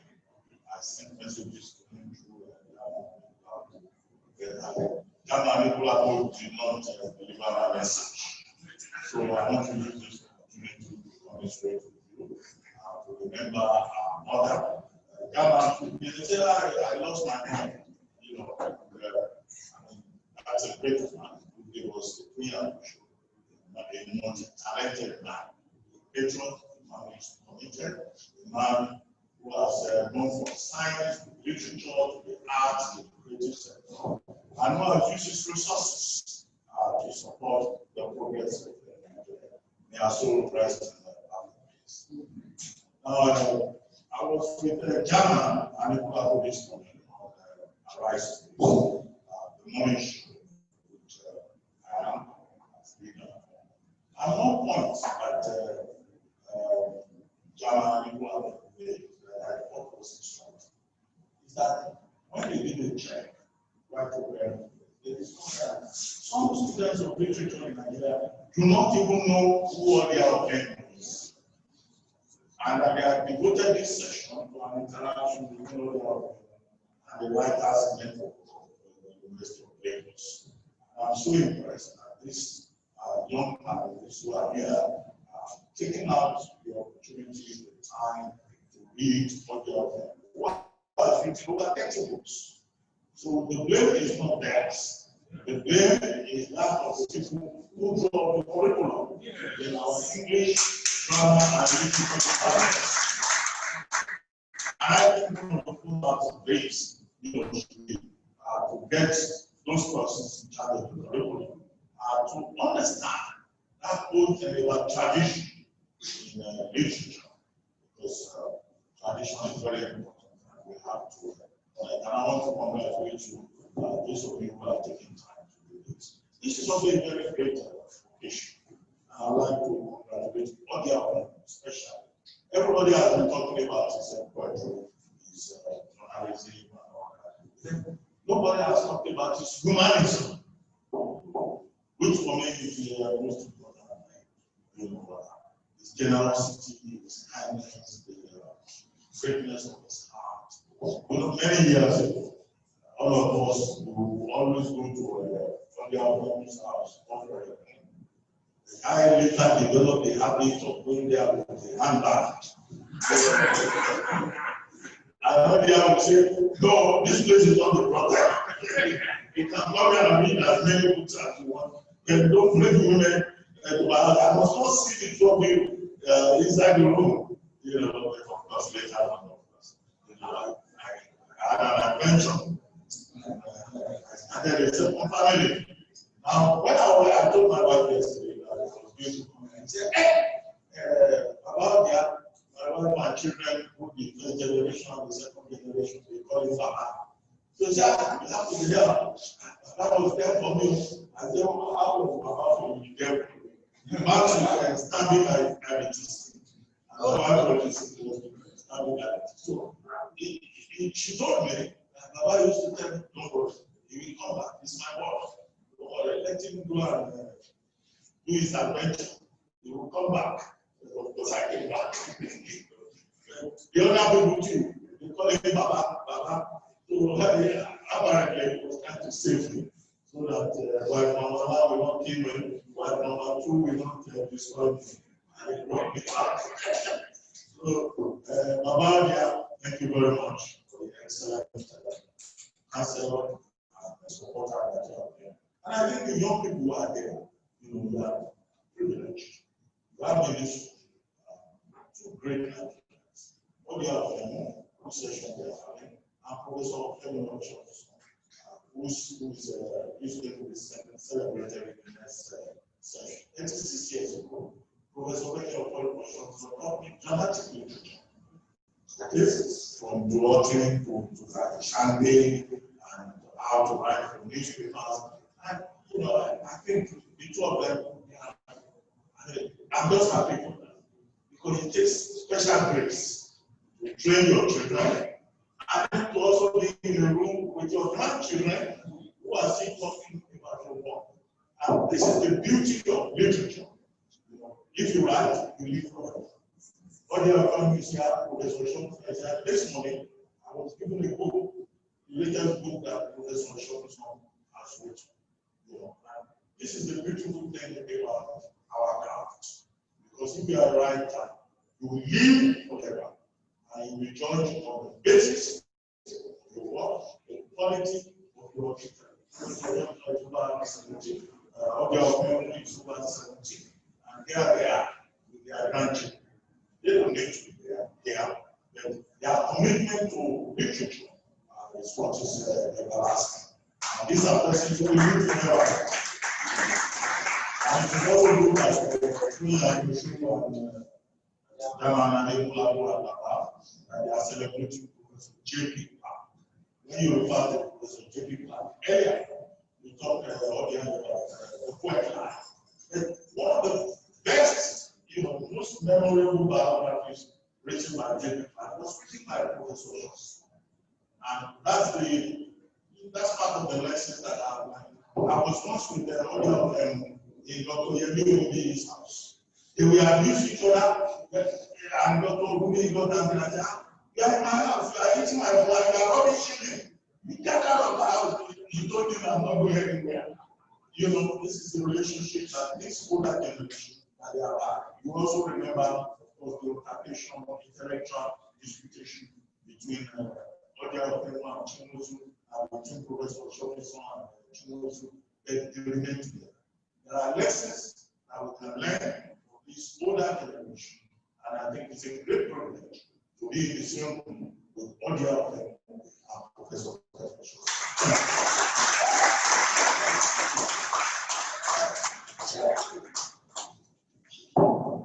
Thank you very much. We want to call monumental event.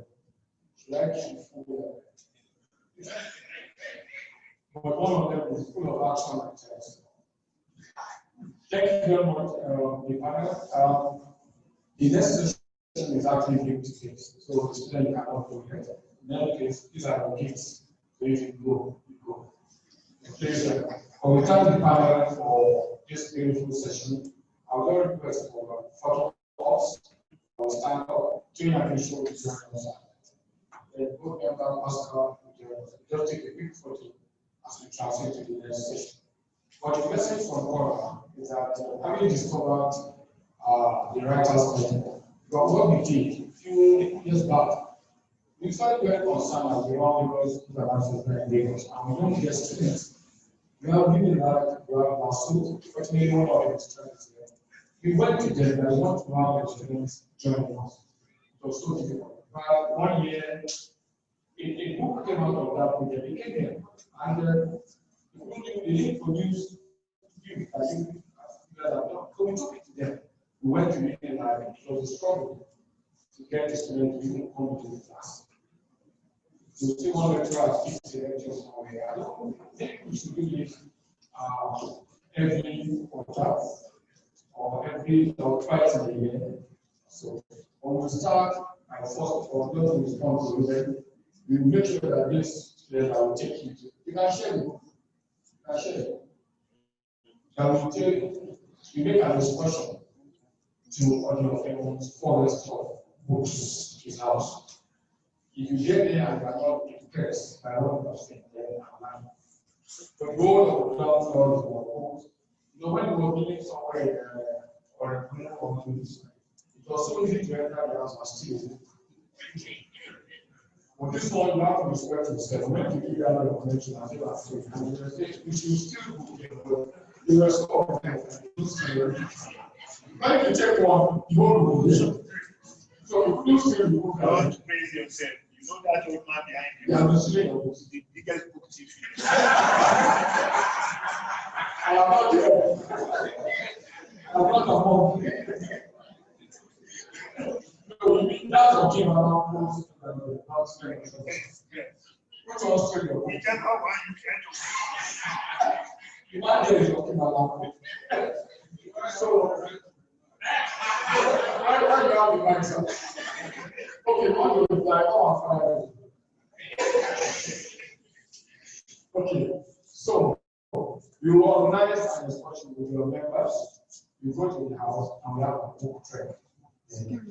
It's like a chief listening, is what to and then we now do this regularly. If you are serious with your members, I'm sure when I do what you are saying.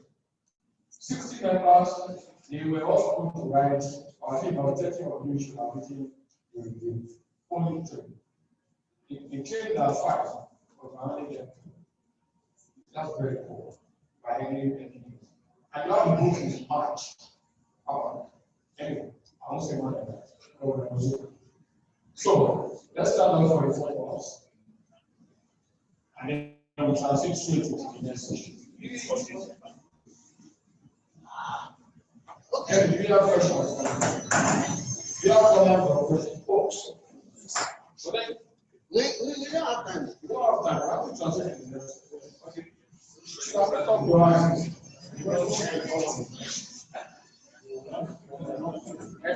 Let's do for our presentation.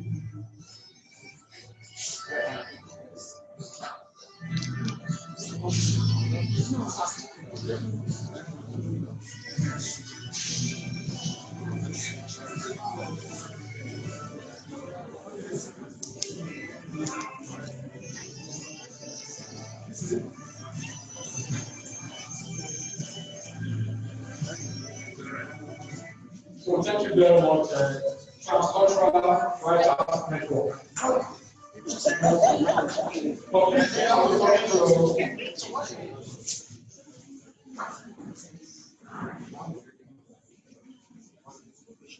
The teachers are busy and give the young one time to work. If I take the microphone to somebody else, we turn it into video. So people are already online for the session. People are online and they're complaining about it. So people are out for both sessions. People are already online. The moderator of the session, the moderator of the session is Professor Tunde Awosanmi. Tunde Awosanmi. Tunde Awosanmi. Some people are complaining and we're not complaining. That's the moderator for the session. Dr. Tunde Awosanmi, always from Ewhierhoma.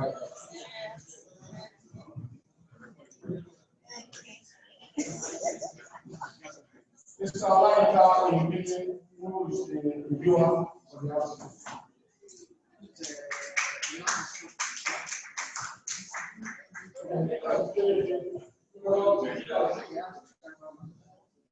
Professor Tunde Awosanmi is the professor from Lagos State University, but one of the newly minted professors who is the figure. It's not working. Dr. Tunde Awosanmi from the University of Ewhierhoma, College of Theatre. These people have directed this particular thing, and they are also scared of the short song. So that's why we're having them to do this for us. Ipadeola is one of the best entrepreneurs I know, and he was the deputy editor of the edition of Sunday.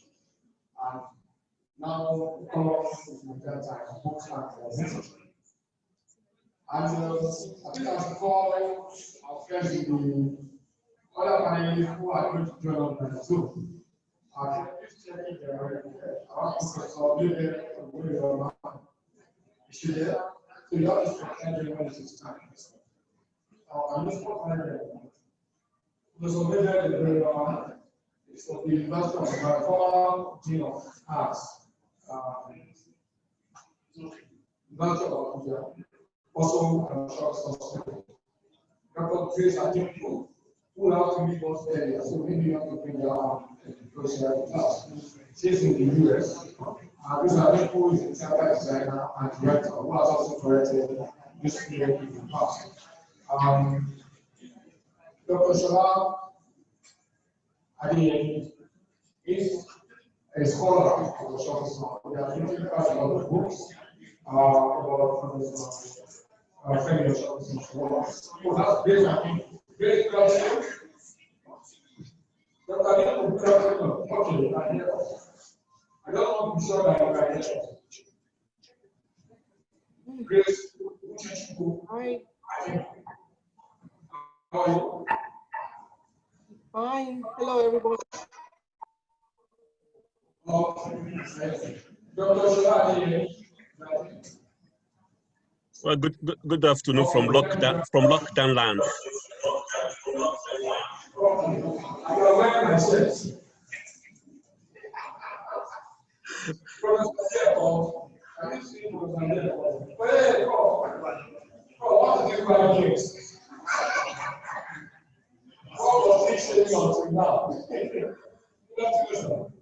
Okay.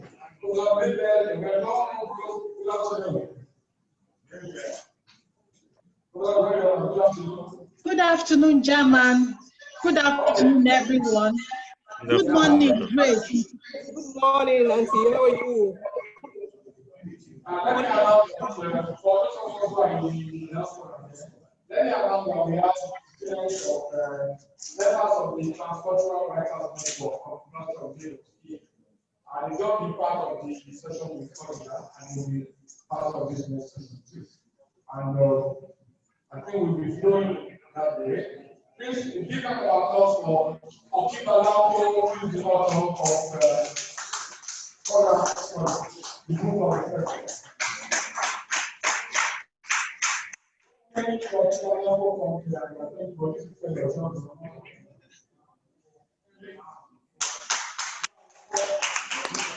That's Femi.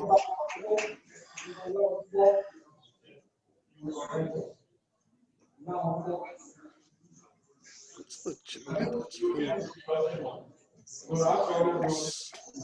that Femi? Yeah. Yes, that's him. Huh? That's him with his Okumilewa.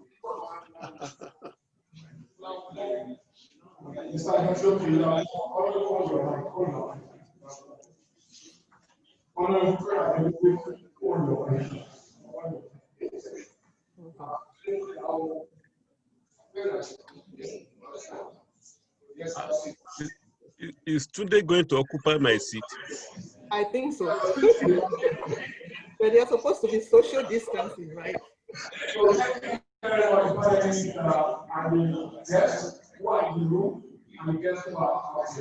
Thank you. The session is complete. The mechanic using.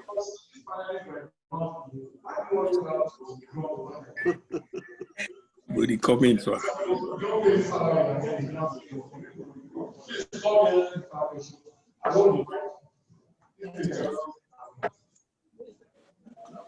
I've got your beard is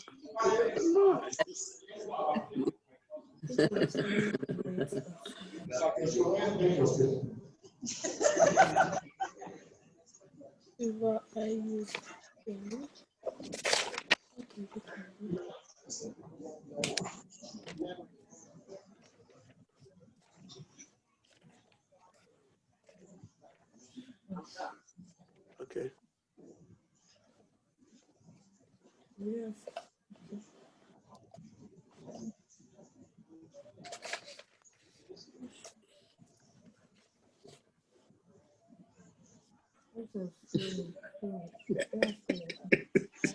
Well, both of you are sharing you are running mates really.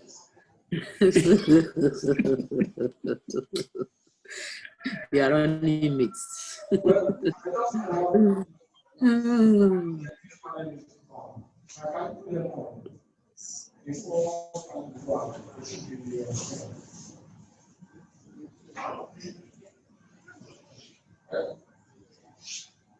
Good afternoon, everyone. The panel discussion will start now. This I think was early, so we will make sure that we get to answer moderator. We should have to be a few minutes. So the moderator will bring us up one after the other, and then the session will continue.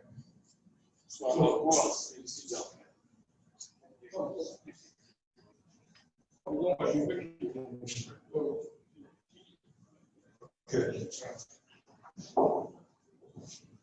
afternoon, everybody.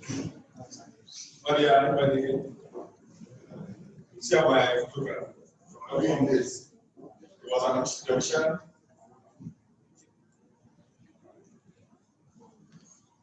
Odia is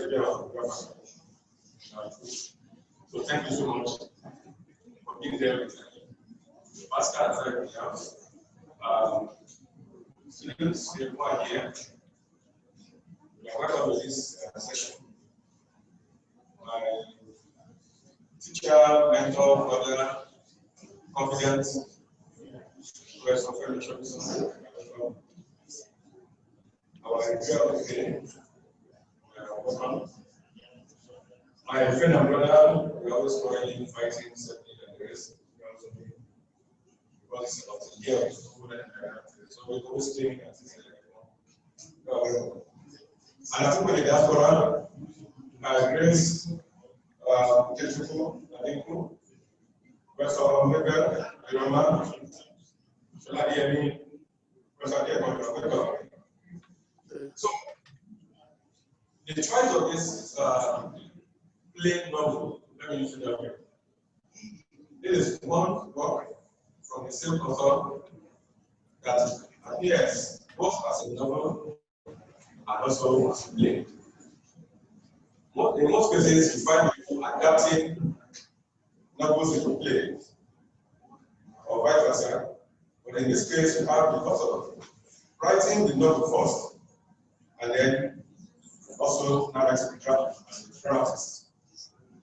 For the younger ones who may not know the man that we're celebrating today, or whose work we're celebrating, this is Africa's, a place that put me, most prolific dramatist. I don't leave me on dead. I don't know any dramatists who have written as many plays as this man has written. Please let's give him a round of applause.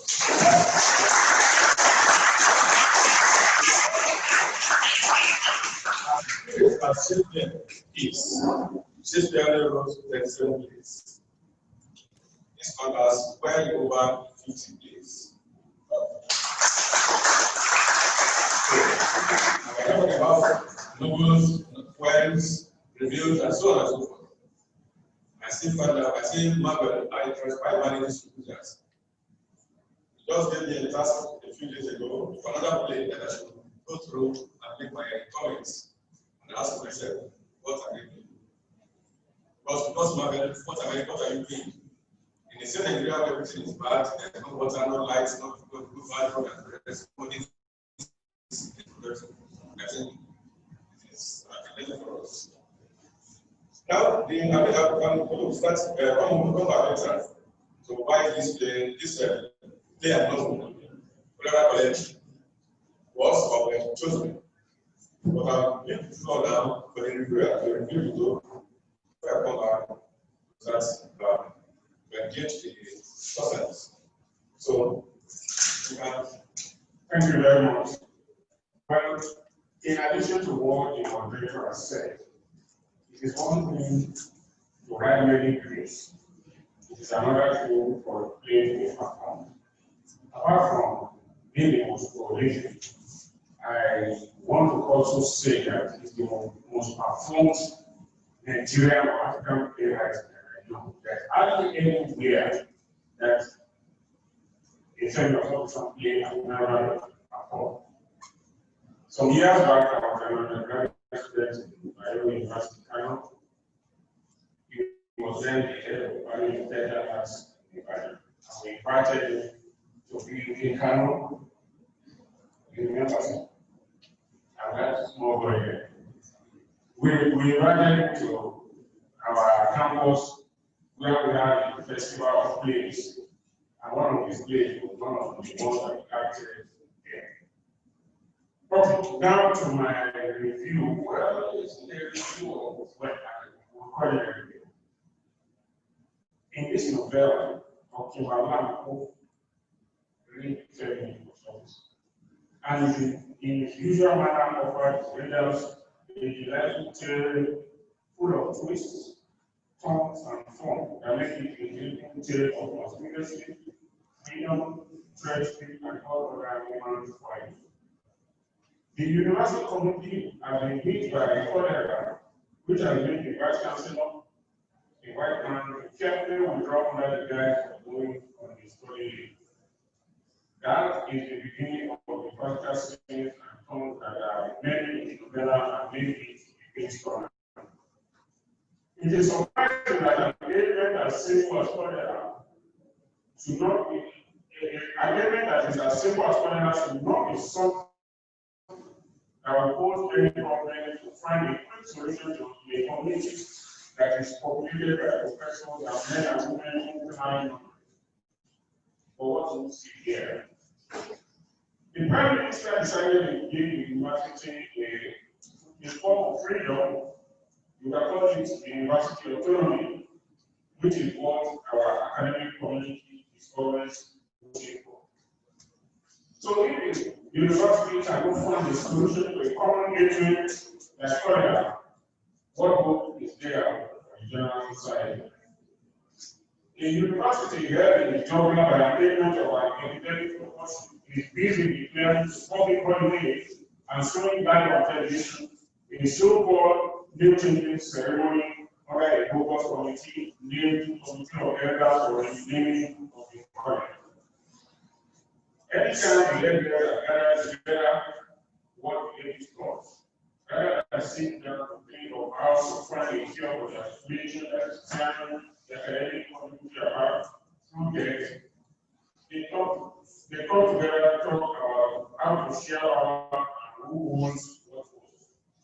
This novella, although set in an academic community, is a parable of the Nigerian condition, a country where rather than find solutions to problems, we rather engage in holding costs. Apologies to Professor Kolera. The novella is a strong political satire which serves as a mirror through which the writer takes a look at the abject decay and corruption that have run the what we call the Republic of Kolera.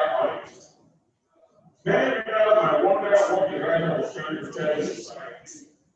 Is he trying to enhance the academic community or just using it as a reflection of the larger society? Since he's also a member of that community. It is a picture of the death of rationality among university young and mindful of another writer. I'm talking here about the naked God. The university, which is supposed to be the standard of knowledge, has become the head of superstition and error. It shows that greed is not only the preserve of the illiterate, the most educated among them. The most prominent professor, the most eminent Professor Ewhierhoma has this to say about the code. Kolera is a satirical novel which presents the comedy of politics in a style that is brilliantly funny and reveals a meditative insight into the ministry that too often affect the conduct of public affairs. Underlying the satire, however, is a critical examination of African politics, a deeply serious concern of the state of the political and social condition of collective life of the country. Perhaps the most befitting way to end this review is to go to the introduction to the publication of the novella and two others that the one that we have in our hand now, published in 2015. In the introduction, Professor Adeeko said, when you are finished reading Kolera, you will realize that nearly 40 years this year, after its publication, much of the fact and satire and the parody details are still not very relevant today. Isn't it? Does it not run true today in the light of what are going on in the country? For NSAS to other faster or tragic happenings in our nation. Nigeria was perhaps not in a state of flux in 1975 when this novella was written. Or perhaps the flux we are in now is greater than where we were. Welcome to our state of flux. To cap it on, let me take on to one of the characters in the novella, who was one of the sons of the poet. He says, but one day, fatherland, one certain day, certain, change once on the feet of our people will be on tyrant's neck. One day, certain, there will be new stars in your sky, caroling a month by day of freedom, so we are going to begin fatherland as I sing my love song. In this book, in this program, a lot of things happening today and from the last session, we spoke about writers being like seers who see what goes on or what is going on and paint it in a way that even when those things happen, we begin to wonder whether they've seen this before. It is in this light that I end this short review during the discussion.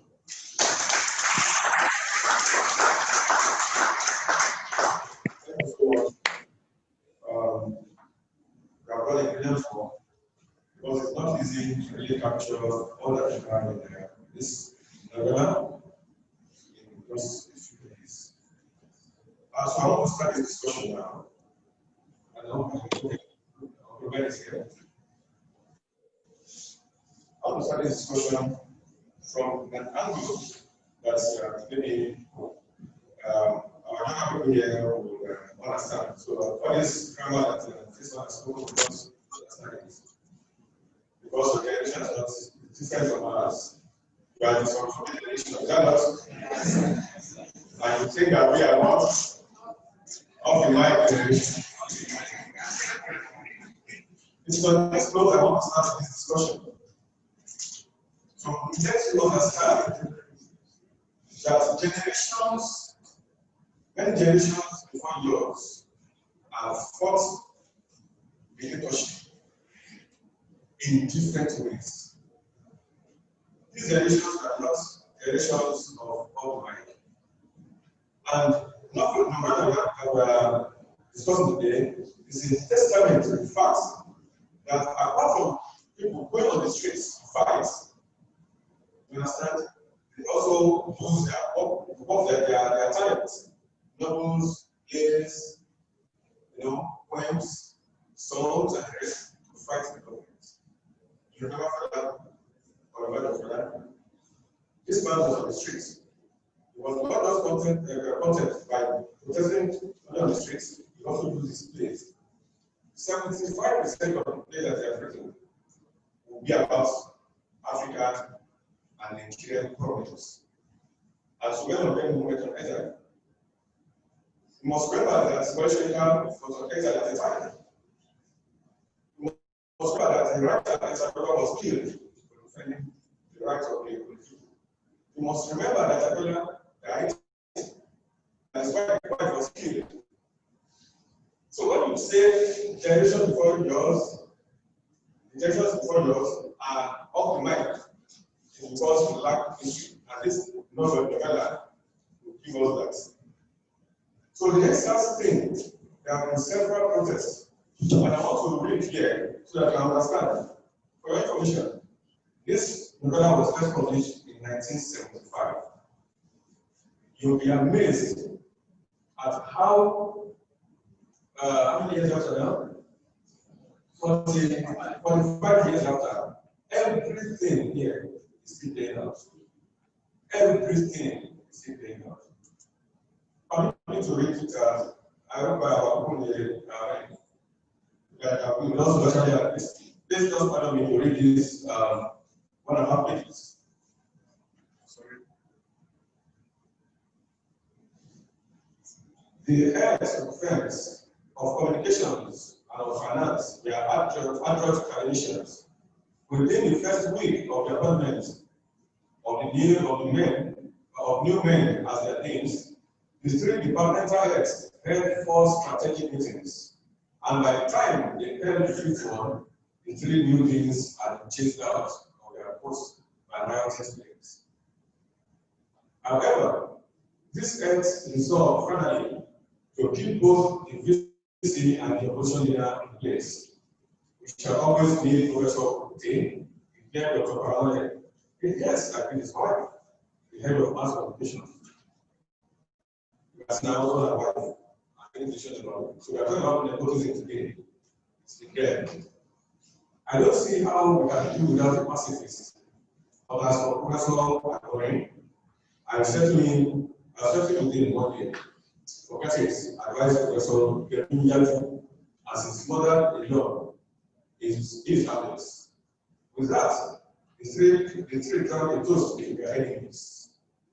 And that toast, the story as explained afterwards, was also the signal of a new chapter in the history of the college. For in the wake of the students' successful protest, violence blows on all over the campus and grew into a frantic ritual whose court was crowded with public use. Now listen to this. Several traitors to the nation suddenly went on the rampage, burning and looting and kidnapping without permission. The government was brought to acknowledge that its public peace had been broken. Remember, we have to force our president to us. So at the end of one particular Islamic period, when the violence and the epidemic had both made a staggering number of corpses, the visiting someone to corpus at the college council was now known the case of this is what happened there. That captures exactly. There was a pandemic. You know, pandemic also had this. Now we are confronting COVID-19. In 1973, there was an outbreak of cholera in Nigeria. And cholera killed, at that time, killed more people than COVID-19 has killed. Yes. And that was why the people said that as simple an ailment or disease as cholera, we could not handle it. That was 5 years ago. 5 years after, we can still not produce anything to combat COVID-19. And we are waiting, eagerly waiting for the Western world to manufacture the vaccine that we are going to have access to and pay them to buy. Everything is in this. All those things, you know, are here. You understand it now?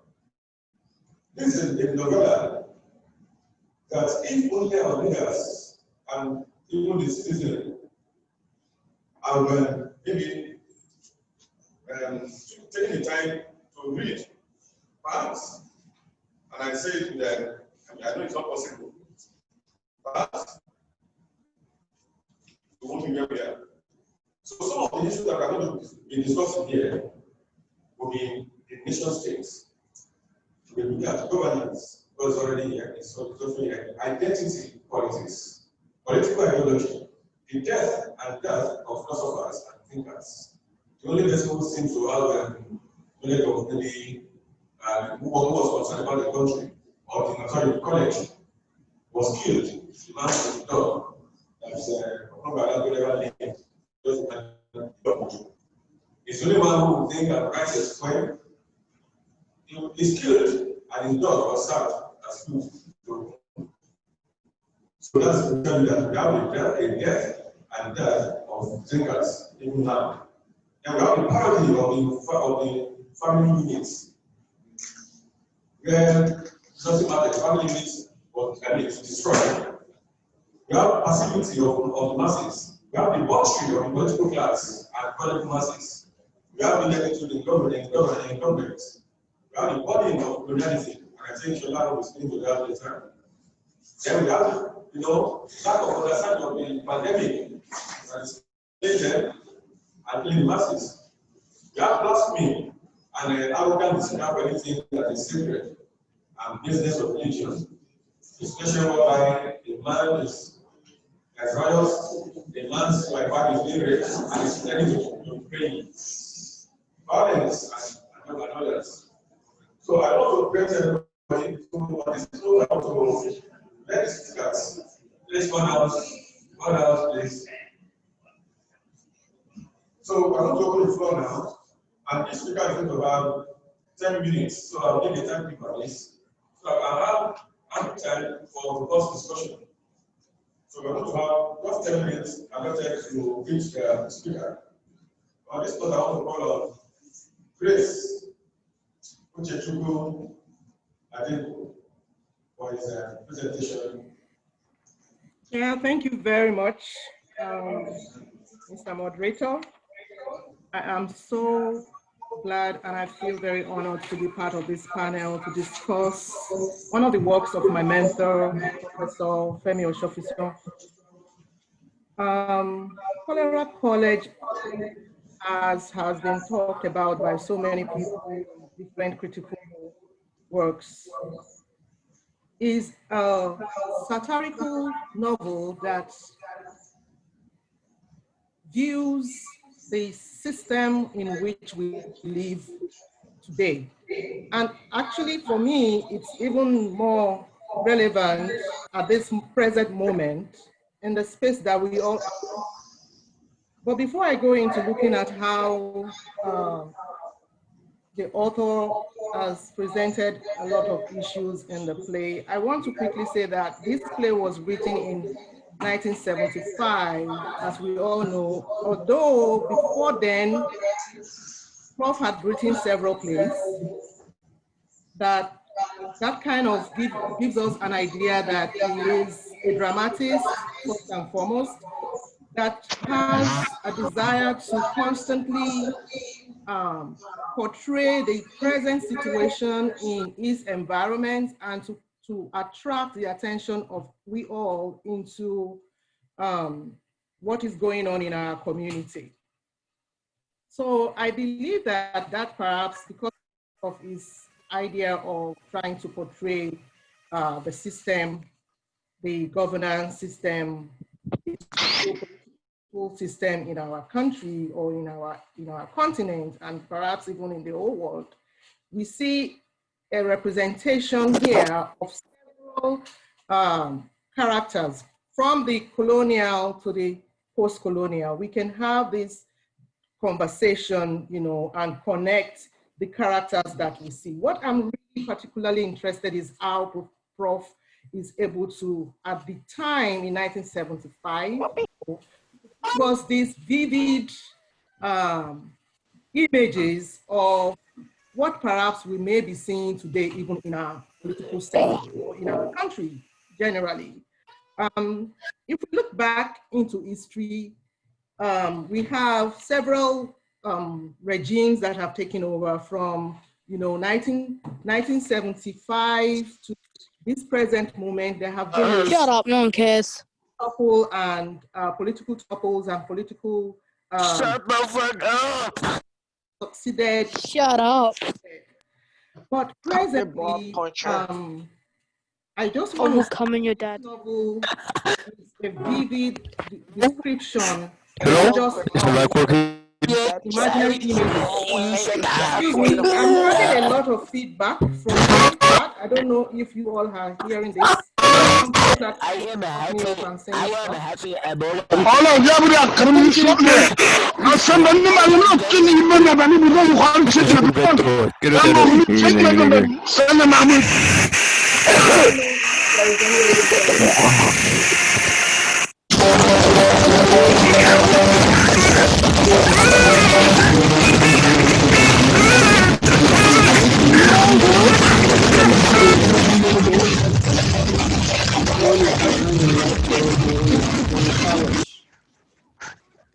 Yeah, you're within Sudan. We are being zoomed on. Shut up, you stupid man. There is a lot of interruption from this. Deliberate. Oh shit, man. Shut up. Oh shit, you guys. Nobody Nobody cares. cares. Nobody cares. Shut up. Shut up, you stupid. So there is a lot of interruption going on. I don't know. Yes, sir. Yes, sir. We're gonna hack your mom's account. We're gonna hack your mom's bank account. It's corruption. Ebola is.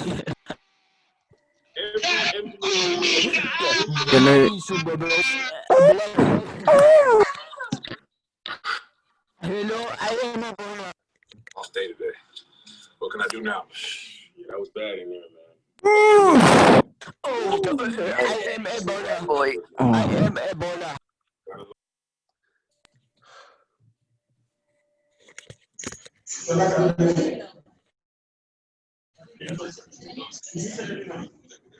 He's nigga be like nigga. He's the Nigga. nigger. The first thing you do is to log out everybody. Okay, man, you shut up. Nobody cares.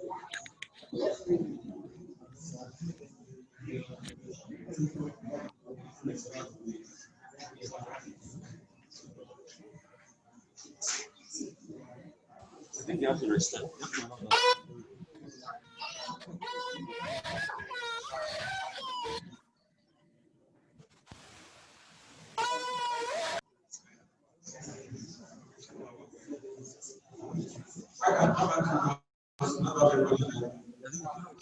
Mute me. I am demo. I will ban you, man. I don't care. You can. No. You ain't gonna mute me. Ebola.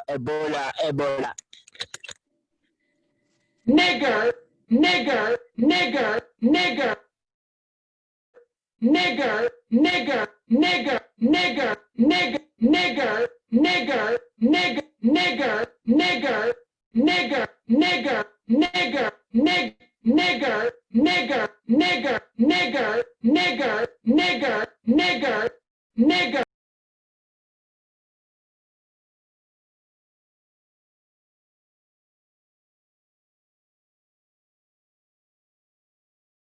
Grace, you can continue now.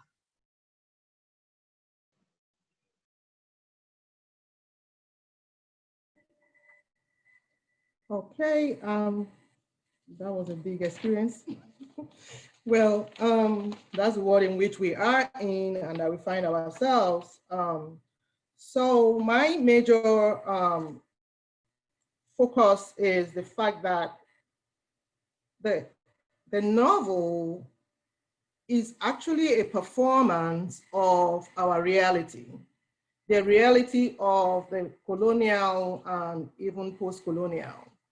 And we see this reflected even as the playwright, as the author situates this reality in an institution that is supposed to be a learned institution that is supposed to perhaps be seen as an example, setting a good example for the society in which we live.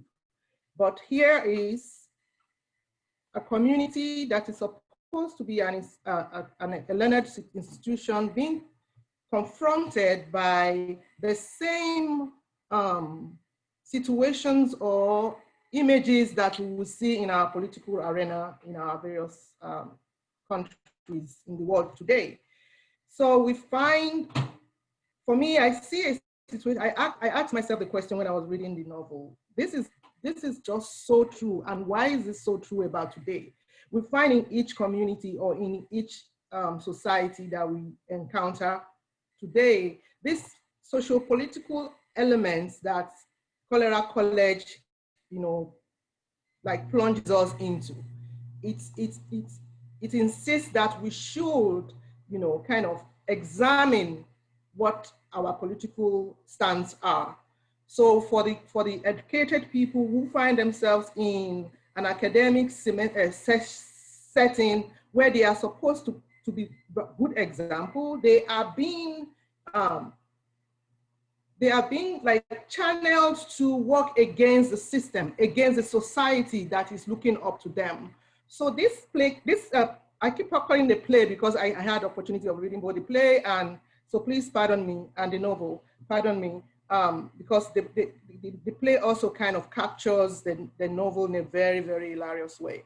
So in spite of the fact that we read this and we are laughing at all the images and we are intrigued by the way the writer has, pawned these images, we need to kind of internalize and ask ourselves the question. Today we have SARS, just a couple of months ago or weeks ago. President of the United States, we're going through a lot of turmoil in our political system. And I guess in several other parts of the world, there are so many things going on. What is this play and how is this play able to frame our minds as scholars into addressing some of these issues? And like the writer would always argue in several of his interviews that African authors especially, should be inspired by the very issues that, that occurs around them. They should be inspired by the construction of the issues that are around them and remain as patriotic as possible in calling out the bad situations that we find ourselves in our various, spaces that we are, and try to use our work as artists, especially, or as writers, to address this issue. For me, as a costume designer, my first task is to look at this writing and say to myself, these are very intriguing characters that would give me a lot of avenue to really bring into place the politics of clothing, for instance. The politics of clothing, the politics of what we wear and how we carry ourselves in our society. Today we find a society where the minimum wage that people earn is not enough to even put food on the table. The common man cannot even feed their family. However, we have the politicians, the people that are affluent in the society, dress in its riches and they flaunt it even in our faces. So for me, Kolera College is really an attempt to pull me into this, the reality of today, the reality that some of us, because we find ourselves in very perhaps comfortable spaces, you know, we forget that there are so many people out there. And it's also interesting to see how the society versus institution is being, you know, made to clash in this novel. So we have a lot of, I don't know how to kind of summarize this, but I think I would rather throw it up and let, you know, my other colleagues to continue this discussion, because I just feel that the novel captures, you know, pertinent issues that affect us in our continent today, not just country, and if we can say even in the world right now, because we have today the issue of coronavirus going on everywhere. And we're seeking vaccine, we are seeking to distance ourselves, and yet there are some leaders in this same world pretending that all is well, pretending that things are not, you know, as the scientists try to make them look. And yet we find, you know, millions of people dying, you know, every day. And if we bring it to a micro situation in our country, Nigeria, several kids were killed just because they said enough is enough. And they'll get to it, it will get to a time where revolution will come up and the youth are going to have it, just like the novel stated. But my fear is, will the youth of today be able to sustain this revolution? Will the youth of today be able to continue to fight? Especially when we have adults or older generation who constantly try to trample and rubbish the mantle or the manifesto that the young people want to push, the agenda that they want to push for change, for reform, you know. So at this point, I just want to rest a bit and see if we can continue later. Thank you.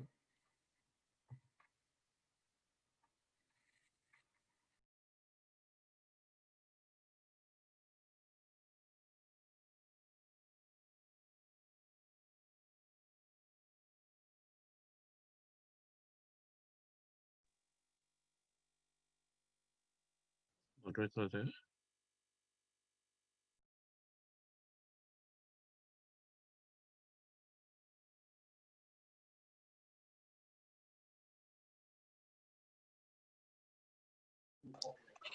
Over to the moderator now.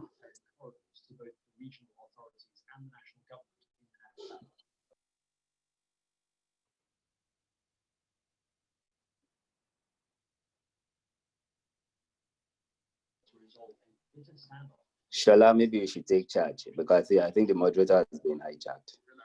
Okay, thank you very much, Grace Adinkwu, for that first intervention, first shot at looking at Kolera College and both the novel and the play. That's a good way to start it.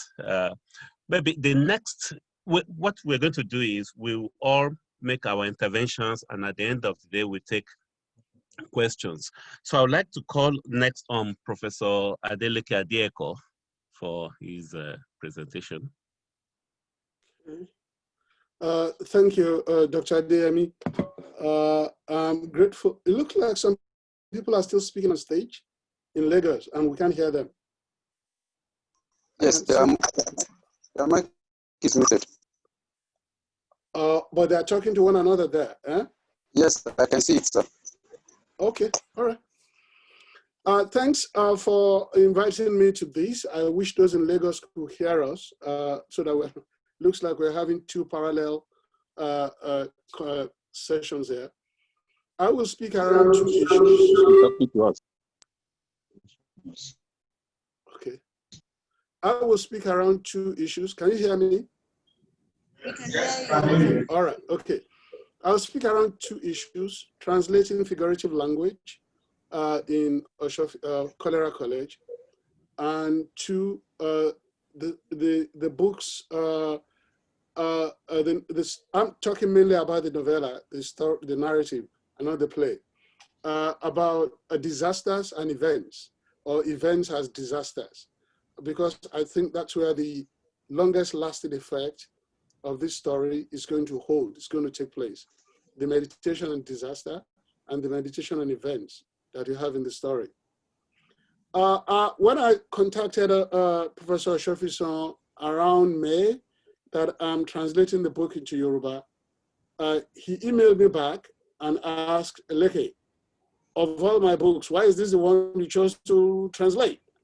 And I wrote back, I said, Prof, my relationship with Kolera College is long, it's not just recent.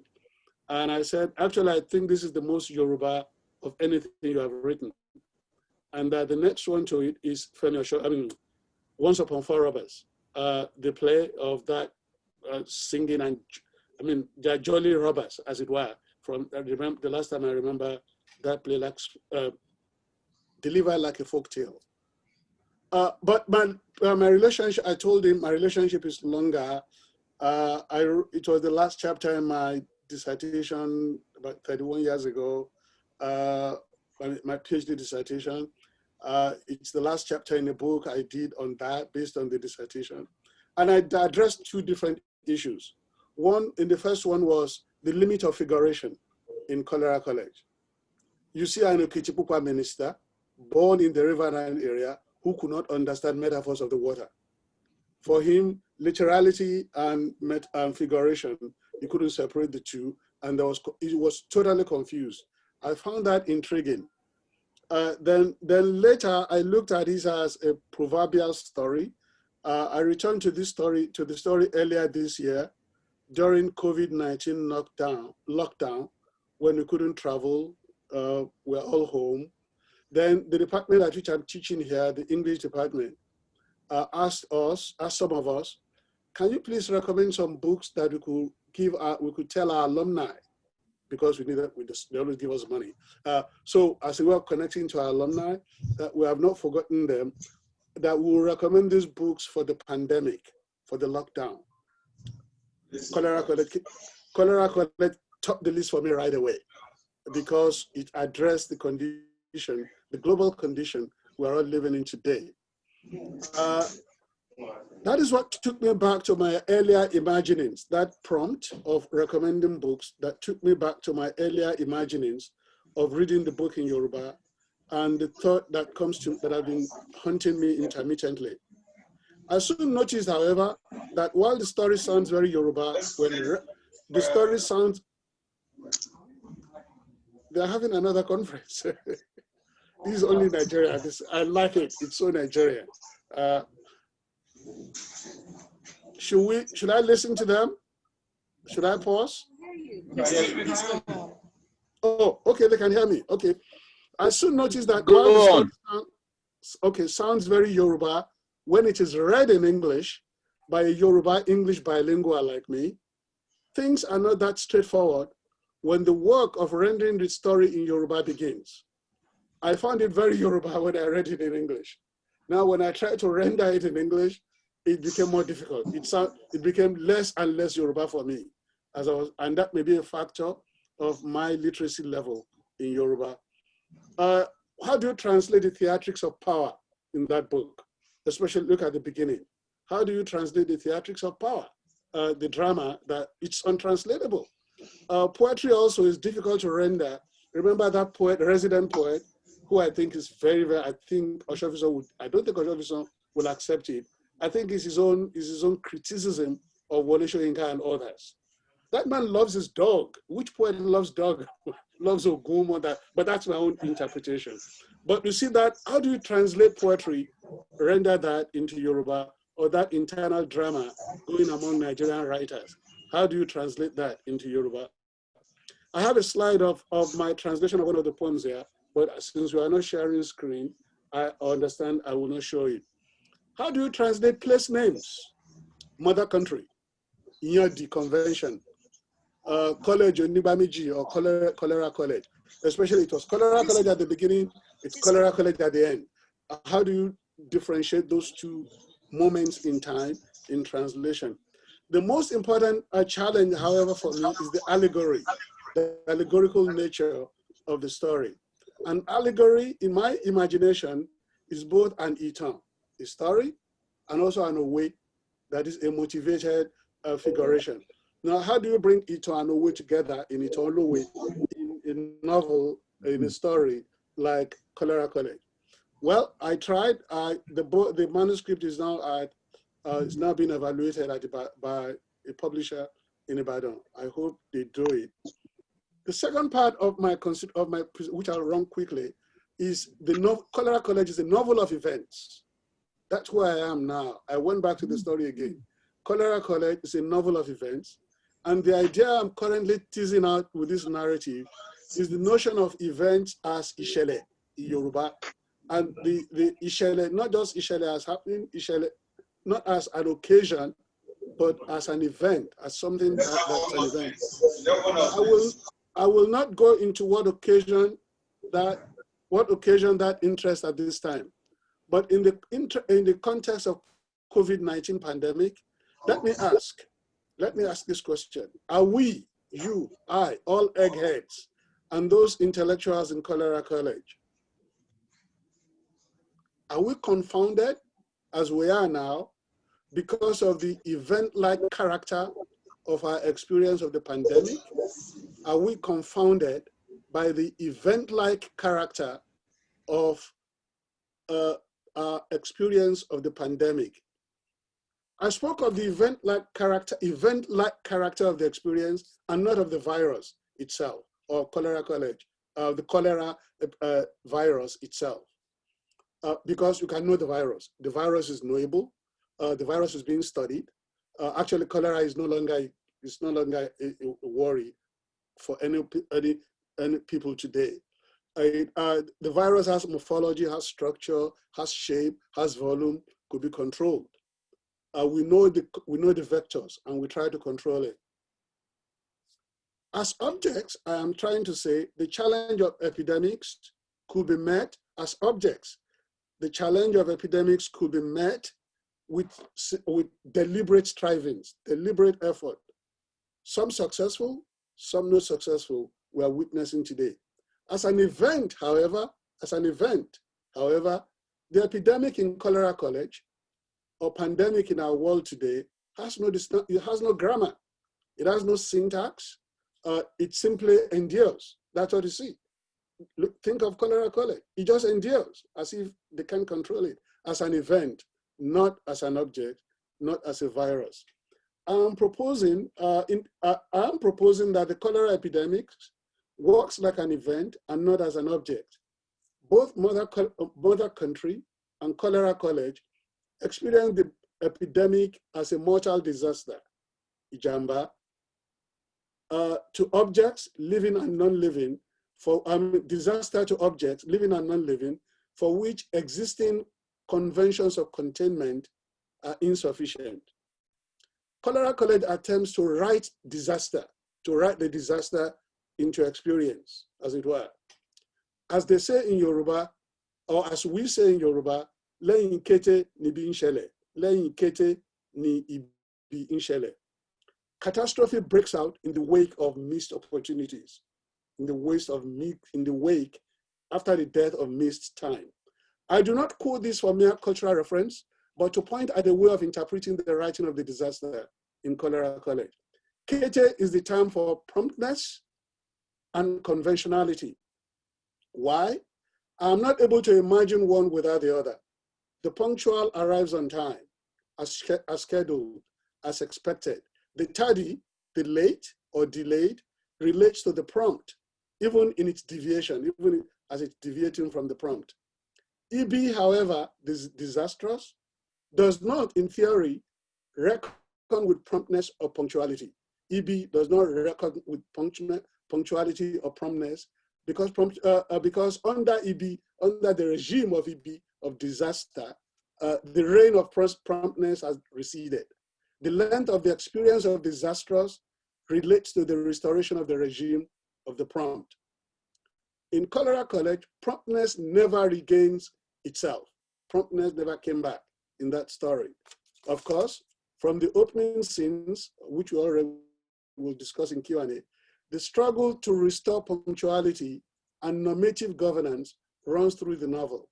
Independence, elections, misgovernance, coup d'etat, detention camps, these are all efforts to restore some semblance of timely regulations, but they all fail time after time in that story.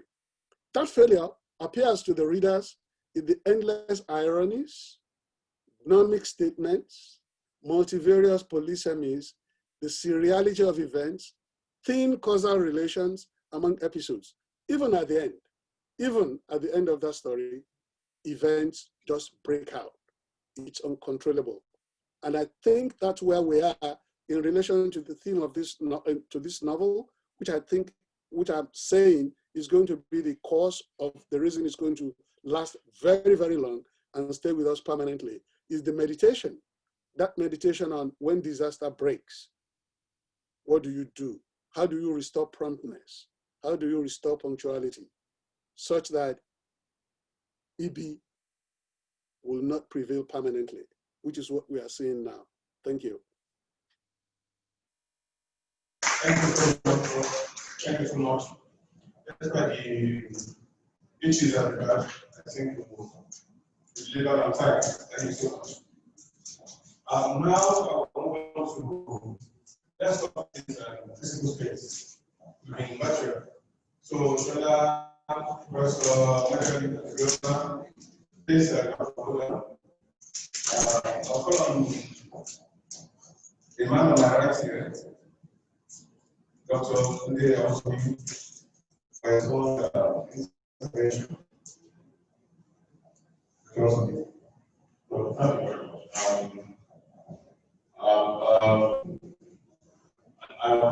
Thank you very much for that submission. And I'm taking off from where to start. Let me introduce an extension dimension to the novel, or the novella, and the play.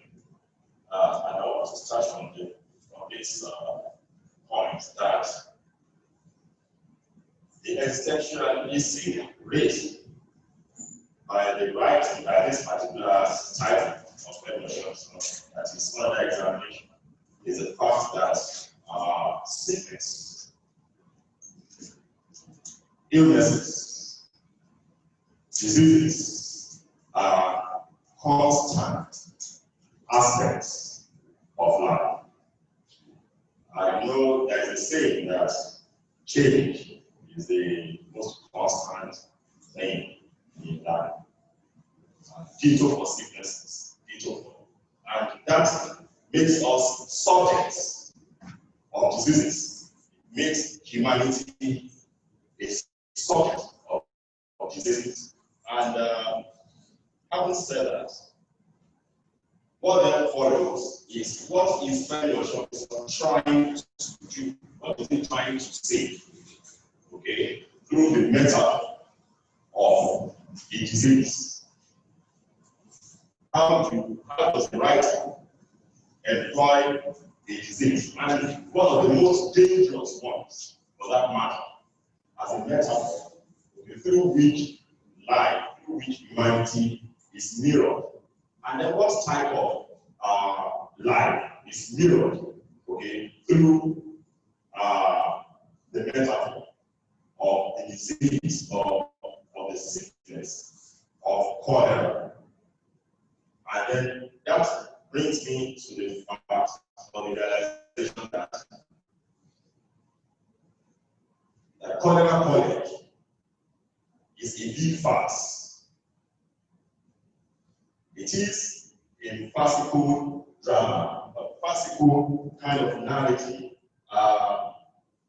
through which Femi Osofisan tried to insert national politics into the campus environment, and then also derive some kind of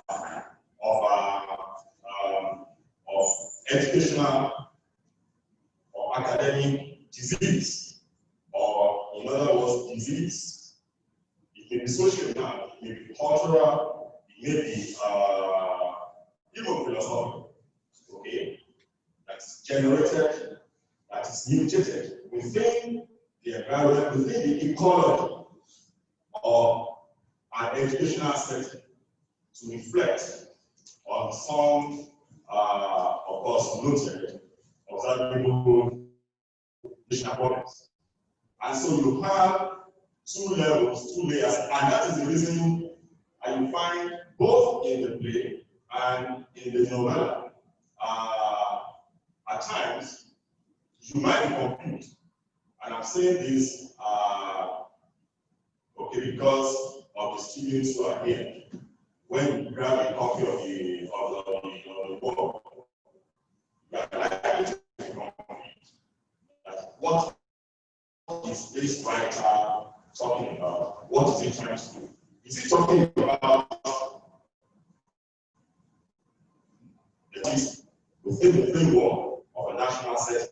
Both. There is an interplay of both, and it's very, very risky there. Now, I guess that while we were discussing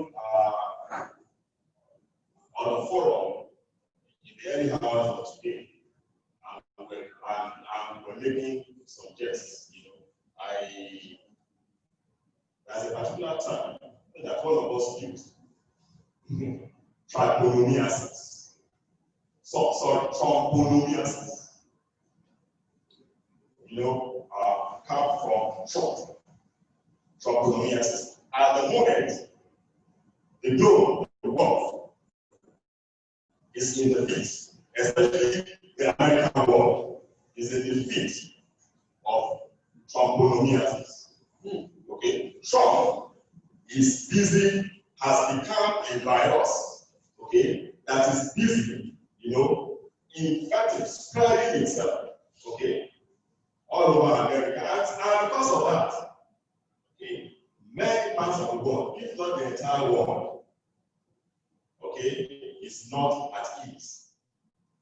Because nobody knows yet where this is going to, okay, where this might get to.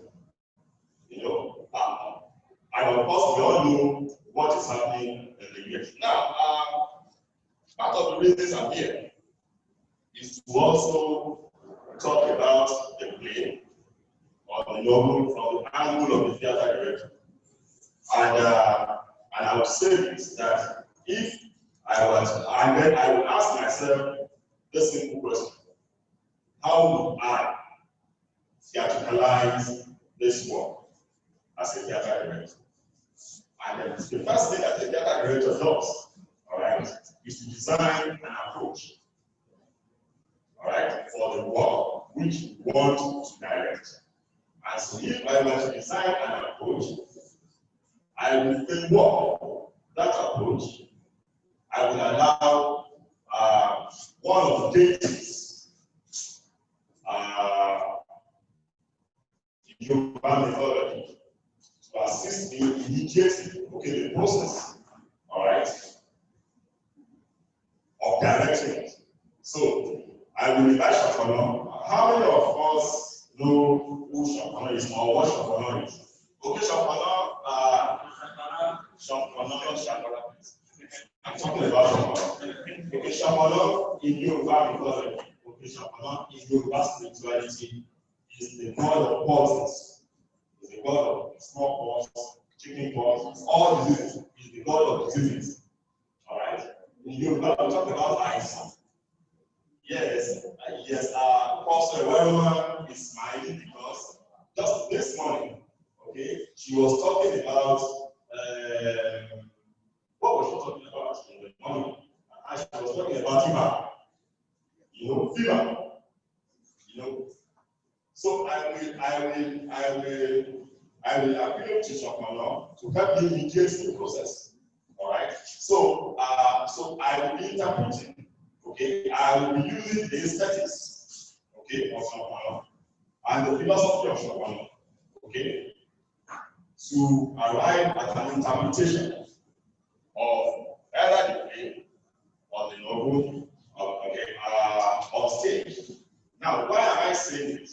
Okay, it is because as a director, okay, you need to work, you need to, what is to involve a strong and an enduring formula, all right, for a work of art, especially in terms of performance, so that it can stand the test of time. And then what else would I do? I will shape the work. If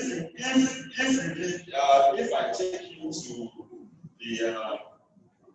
the play, you have the situation whereby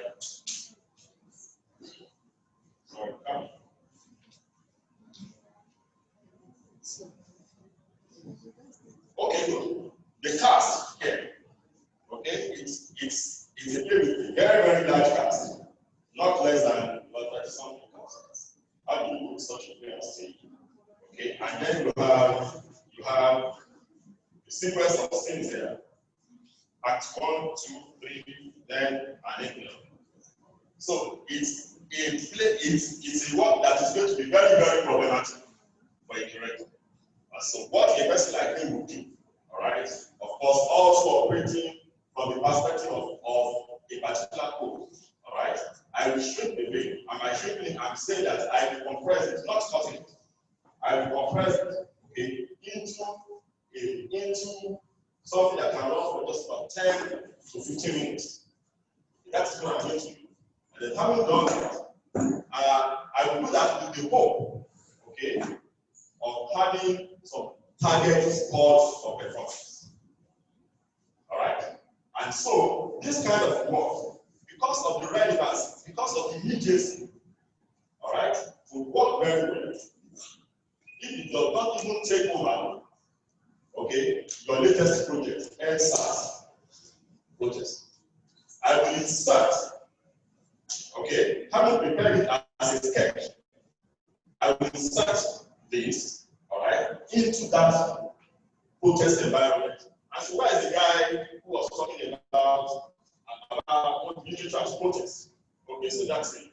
Okay, I will insert, all right, an act, okay, a performance, all right, into that NSAS project, okay, protest, which is a reality event, okay, talking about what Odia was talking about. So now we then have two levels of identification.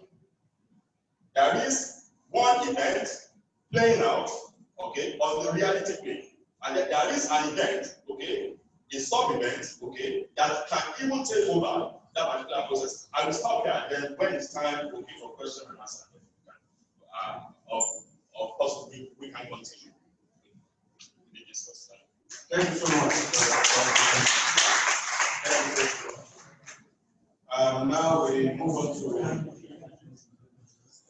to Professor Mabel Ewhierhoma for our own presentation. Prof, can you hear me? Yes, I can hear you. All right, please, you have 10 minutes, and I'm going to listen to that IPA discussion we're having. Over to you. Okay, thank you very much. Good evening, sir. Professor Osofisan, our father, our teacher, our mentor, our guide, not just in this profession, but in life generally. As my Iba, I honor you. I thank you for being there for us. May God give you many more years in good health, in prosperity, to also see us grow and prosper. Mr. Moderator, because of my likeness for the play, I actually consider the play of Kolera Kolej to be Osofison's most important political play because of its enduring themes, because they are evergreen, ever fresh, and ever germane to our political experience in this country.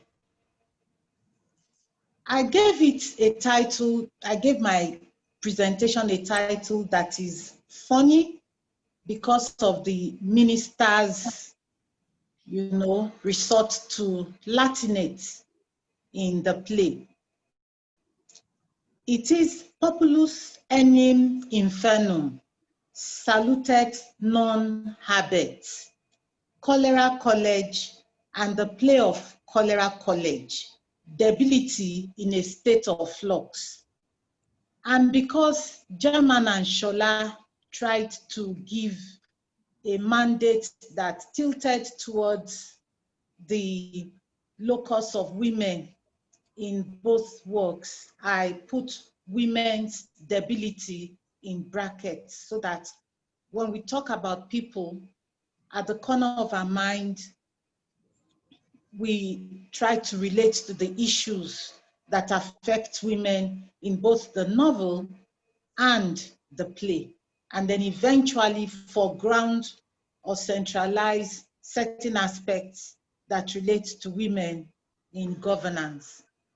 In the introduction, I said disease and drama, or disease in drama, always concern not just the creators of such drama, but the reader and audience as well. Because disease reflects the consciousness of people, their liveliness, their livelihoods, and health standing. And this standing has moral and political undertones laced with a consciousness that seeks closure to any forms of impairment or unhealthy status. We all seek an end to any epidemic or pandemic.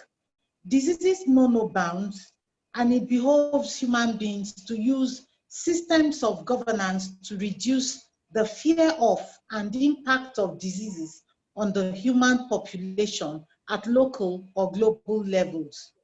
Any play with an underlying construction of unease, disease, or disease gravitates towards flux by depicting individuals or groups in unstable, unsafe, uncertain living human conditions. We have many of such plays: Olarotimi's Hopes of the Living Dead, Wole Soyinka's The Road, Karel Capek's The White People, Samuel Beckett's Endgame, and even J.P. Clark's The Wives' Revolt. And these plays display mental, physical, and other forms of health challenges. Femi Osofisan had within the domestic terrain in one of his plays, Altine's Wrath, showcased incapacity where Altine's marriage was in flux due to her muteness. The novel Love in the Time of Cholera has similarities to the play of Kolera Kolej, or the novel Kolera Kolej, because they treat public health and disability problems in the society. In both texts, the health dimensions are not private, they are public. People fall in the glare of the audience, they write, they vomit, they emit fat and all kinds of liquids from their bodies. And so, flux to me denotes instability, change, fluidity, and bodily motion that discharges fluids, as we see in dysentery and other debilitating circumstances. At another level, we may see flux bearing the agency of purification, like cleansing during ritual, or forcing two objects together to check decay as well as frailty at connected points. And so we could now decipher between what flows, like water, oil, or flux, the act of flowing, of moving, sometimes voluntarily or involuntarily. And so the two works we are discussing today are connotative of politics, economics, history, culture, and literature. And so Osofisan's drama that we consider today, in flux, as we have come to experience it, is typical of our humanity. We are a collective devoid of the proportional mental and physical wellness to solidly point out the direction to salvation and wellness is full of languor. Dr. Awosanmi just talked about directing the play. If I were to be the director of that play, I won't put those funny characters in the parliament. I'll have them act out their vicissitudes in a psychiatric ward, because that is where they belong. They are all sick. And because flux is checkered, having no certainty in time, purpose, or outcomes, the question one should ask now is, can play relate to pandemic? Yes, of course. And our chosen texts centralize pandemic, pessimism, illness in the context of political uncertainty. Across historical times, we see the dramatist as a reflector of society. And before the audience, he puts ailments for different reasons, despite the fact that sometimes the audience may feel uncomfortable seeing characters vomit on stage, excrete on stage, or write, exact some bodily movements that could be funny, but actually signify that lack of enjoyment, because the disorder on stage may not be pleasing after all, but it's necessary to project the sickness for everybody to see. As we say in our traditional proverbs, ailment covered, ailment hidden is the ailment that could kill the sufferer. Plague time in any play shows that staging plague may stop disease by the information of the plague relayed. Can people, be stimulated to stop disease by the plays that they watch? The questions here are many. And because of that nervousness to watch debility on stage, how then has Osofisan been able to bring the historical past and the contemporary present to fuse in order to, proffer some ways of social engineering? Agreed that what we witness may not be palatable, but his use of the Deus ex machina to resolve the conflict, the riots in the play and the novel show that, as Chris Dunton said, there is a lot about Kolera Kolej. Give me some time to talk about the women in the plays, as well as the theories or some concepts that are hinged on the play. Thank you.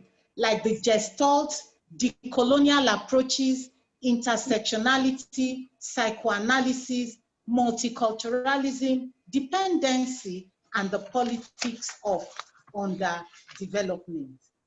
And so, who are these female characters? The educated elites in the play are shuttered light. Instead of emitting light to guide the people out of darkness, we see them, like Onilola says, as people who are walking lamps, but with the light snuffed out.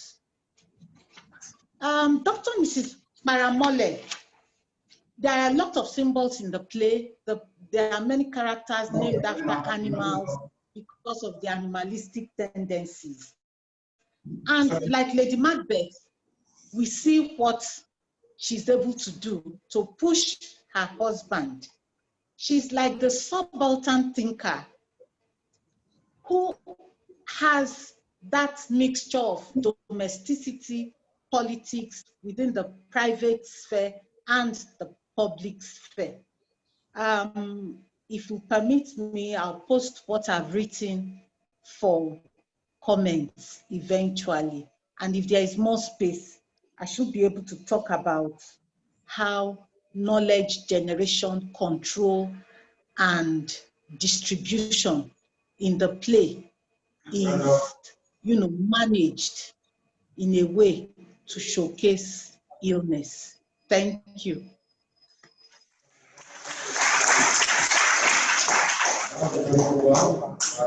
Thank you for that intervention. I want to, yes, okay. You can share your document with us. And even you send you to CORA. I put it to just put it on the chat. Can you hear me, please?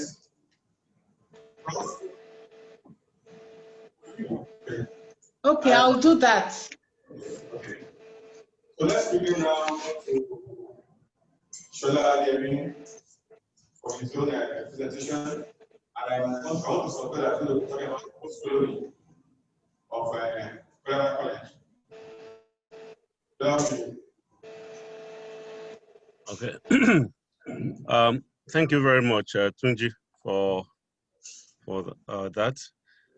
First, I would like to thank LABAF for this opportunity to contribute a word or two this afternoon, and thank publisher and German also. Yes, indeed, I did say I was going to talk a little bit or go towards a post-colonial bent, but a few minutes ago in my mind, I think I have the right to exercise that. This novel is very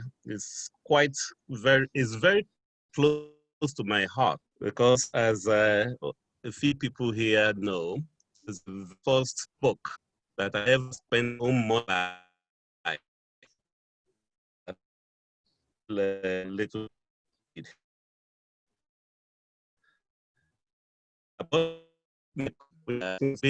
Ever, it's have a shelf book full of books, but it's got its own case because I still regard it as one of the most complicit books that I've ever read.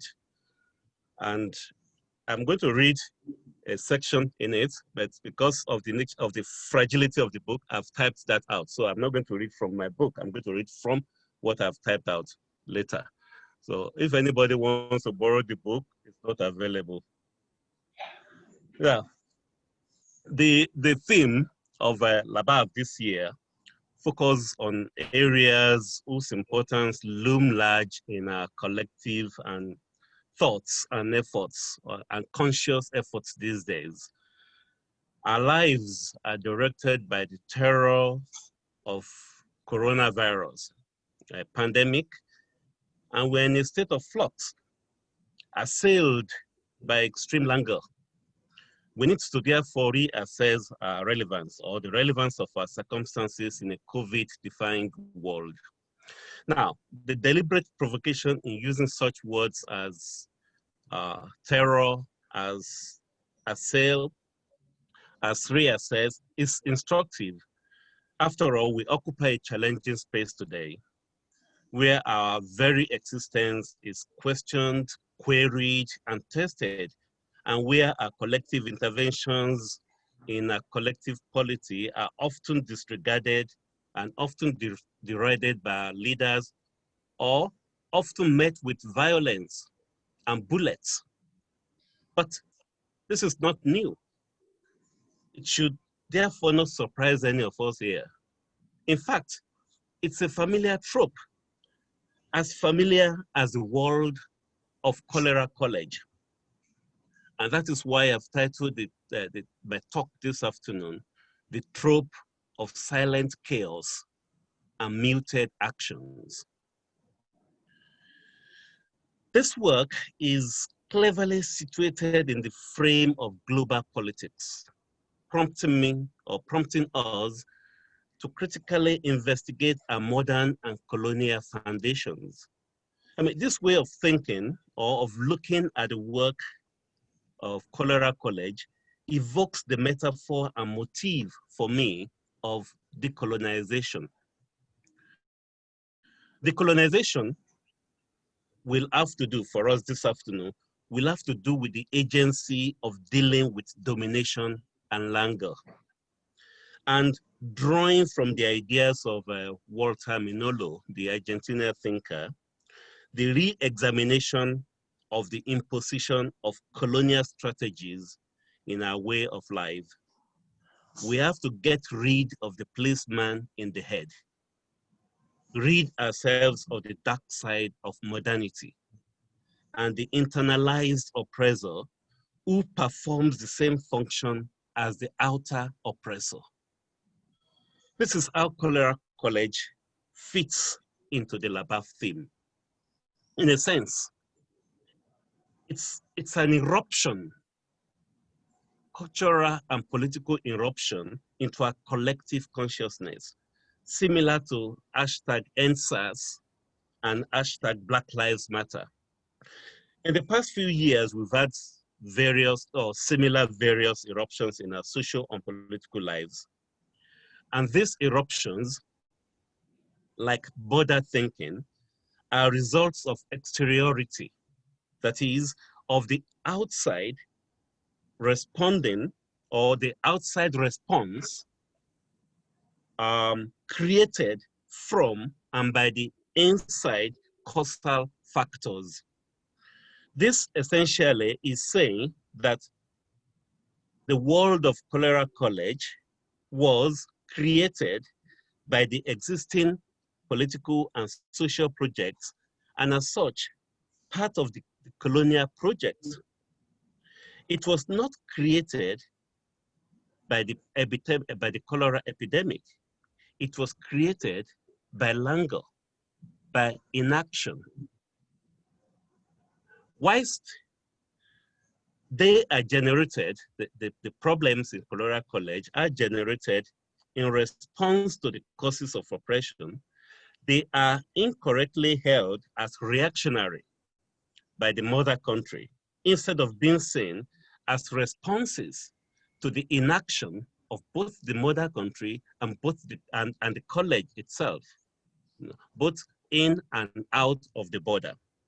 They force us to devise new strategies to expose the hidden wounds fueling the eruptions in our country today.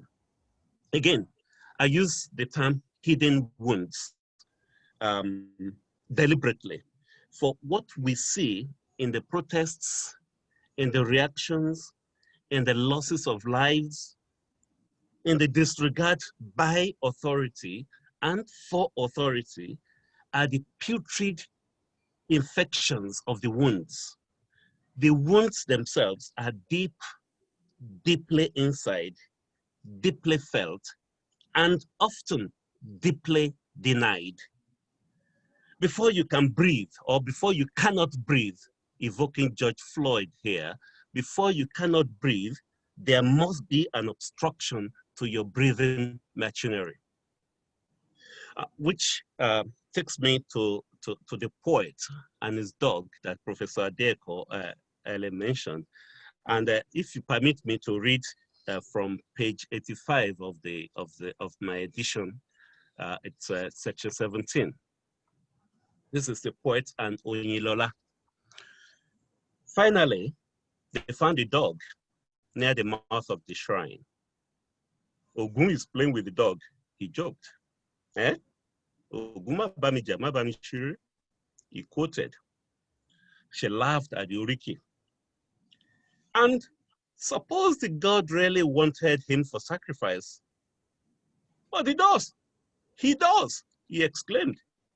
Anything with blood. Must you always blaspheme? She asked, displeased. Is nothing sacred at your doorstep? He smiled and fondled the dog, and the girl watched, puzzled by the flow of affection. Abruptly, she asked, why do you call him Whisper? He shrugged. It's a good name for a god or dog. Oh, yes, but why? Tell me. Oh, you're asking me to dig back, far back. Oh, please. Well, you see, in those days, there was still hope. If I had to rename him now, I'll probably choose a name like Silence or Night. Well, the night has its own rhythm, you know. It's rarely silent. He thought of that. He said, well, the tomb then, some names suggesting death, desolation. Whisper was an aspiration, the belief that hope was still alive in this college, only muffled then. But if it existed, it's long been buried. She looked at him. She said, suppose you're wrong. Suppose you've only grown old. This country fashioned me, he began, wondering who had said those words before and in what circumstances. I was bred and fed on its gangrenes and its fetid sauce. I've grown old on its carrion. Now, this exactly is the situation, therefore, that we have found ourselves. We are in the desolation of existence. And here, I'm no longer provocative. We are in the desolation of our existence, and without being dead. We are in the gulag of Oba Abeke Paramale. But we need to get out, to snap out of our languor and crave the promise of Oyinlola. Thank you very much for listening.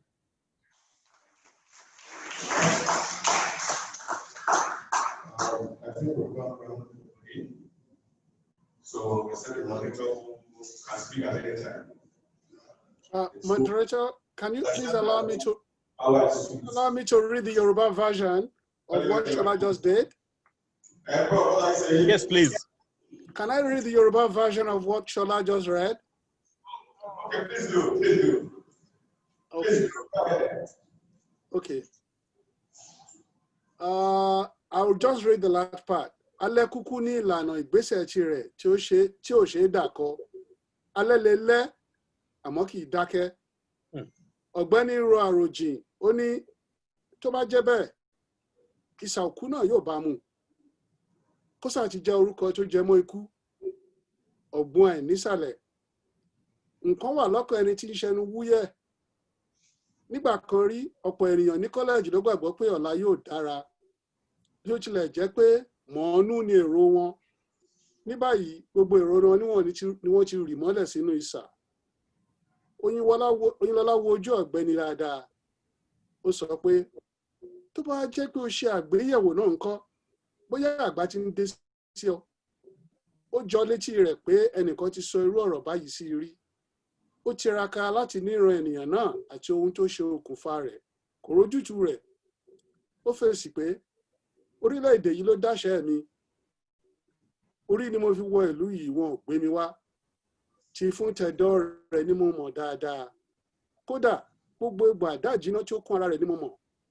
Mo ti dàgbà débi pé mi ò tí ì dàgbà débi pé kí n má lè lábẹ̀. Àtòkú àtàyè kọ́lẹ́ẹ̀jì kò sí èyí tó jẹ́ ìmọ̀ fún mi. Òkú rẹ̀ gan-an ni mo jẹ dàgbà. Ẹ ṣé.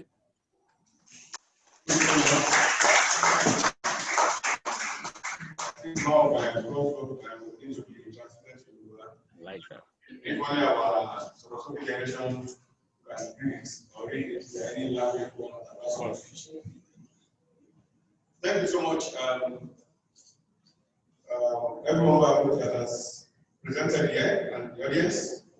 Before we allow questions, I want to again draw our younger generation to the relevance of this book and of books generally. The relevance of this book and of books generally. In the past, what we most do or most of is how many books, how many novels, how many plays we have read. In fact, we exchange novels, we are reading 2 novels a day. So that was how we learned so many things. LABAF is trying to rekindle that interest in reading again. Please read. Read and read. I can't remember the point that said that it's no frigate like a book.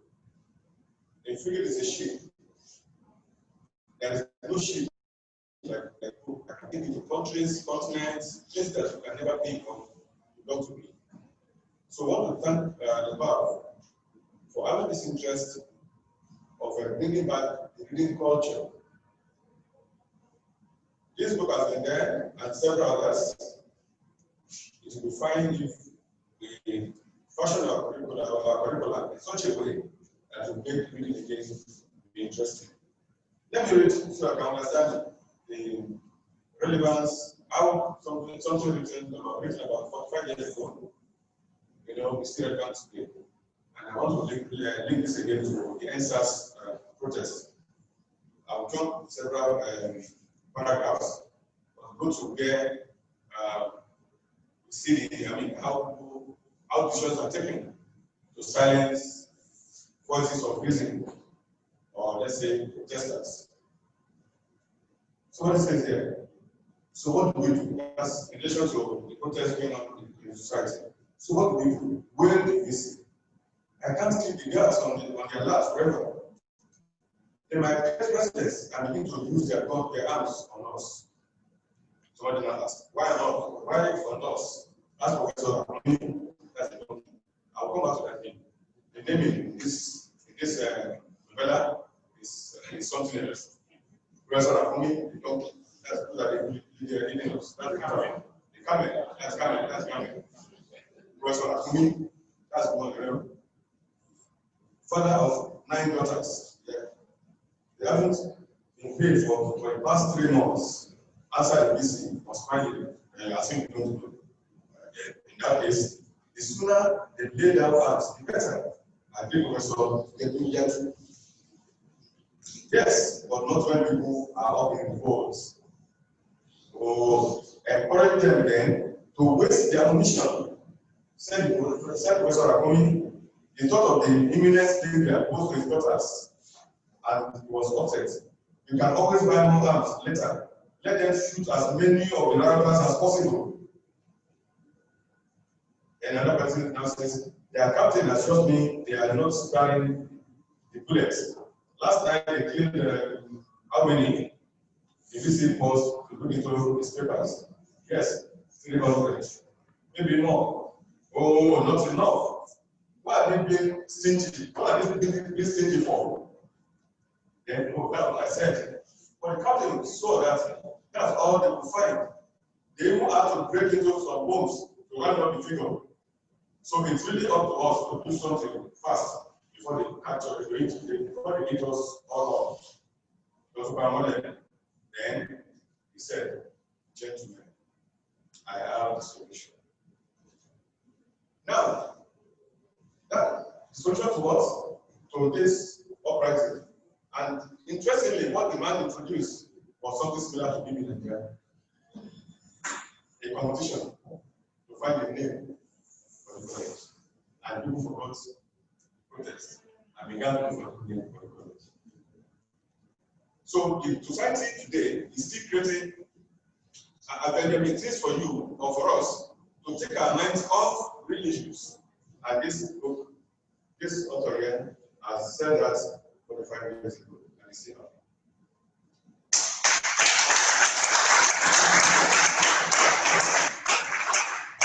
So on this note, I want to open the floor. Once again, I want to thank you all. My friend. Sola, Prof. Adeeko, Prof. Mabel, Yinka, Tunde, my friend. So I think now what to do, I wanted to ask, how did Prof think about this? How did he conceive of this? Or maybe I'll just leave the floor for everybody here now. He's there now. Let him speak. So, Ruben?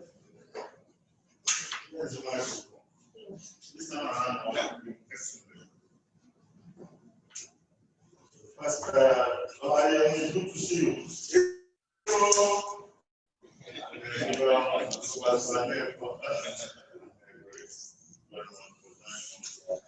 You can come to the light, yes. You know you are very fair.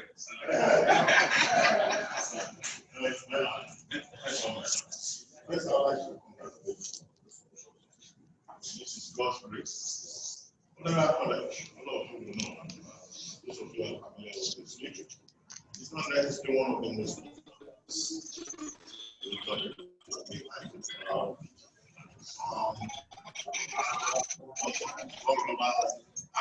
at the point, who are very critical of Kolera.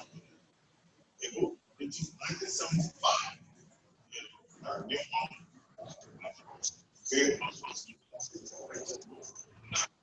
Leadership, about failure, about death, disease, and all the problems. So I imagine that there was also sitting out there and say, well, this is our own land.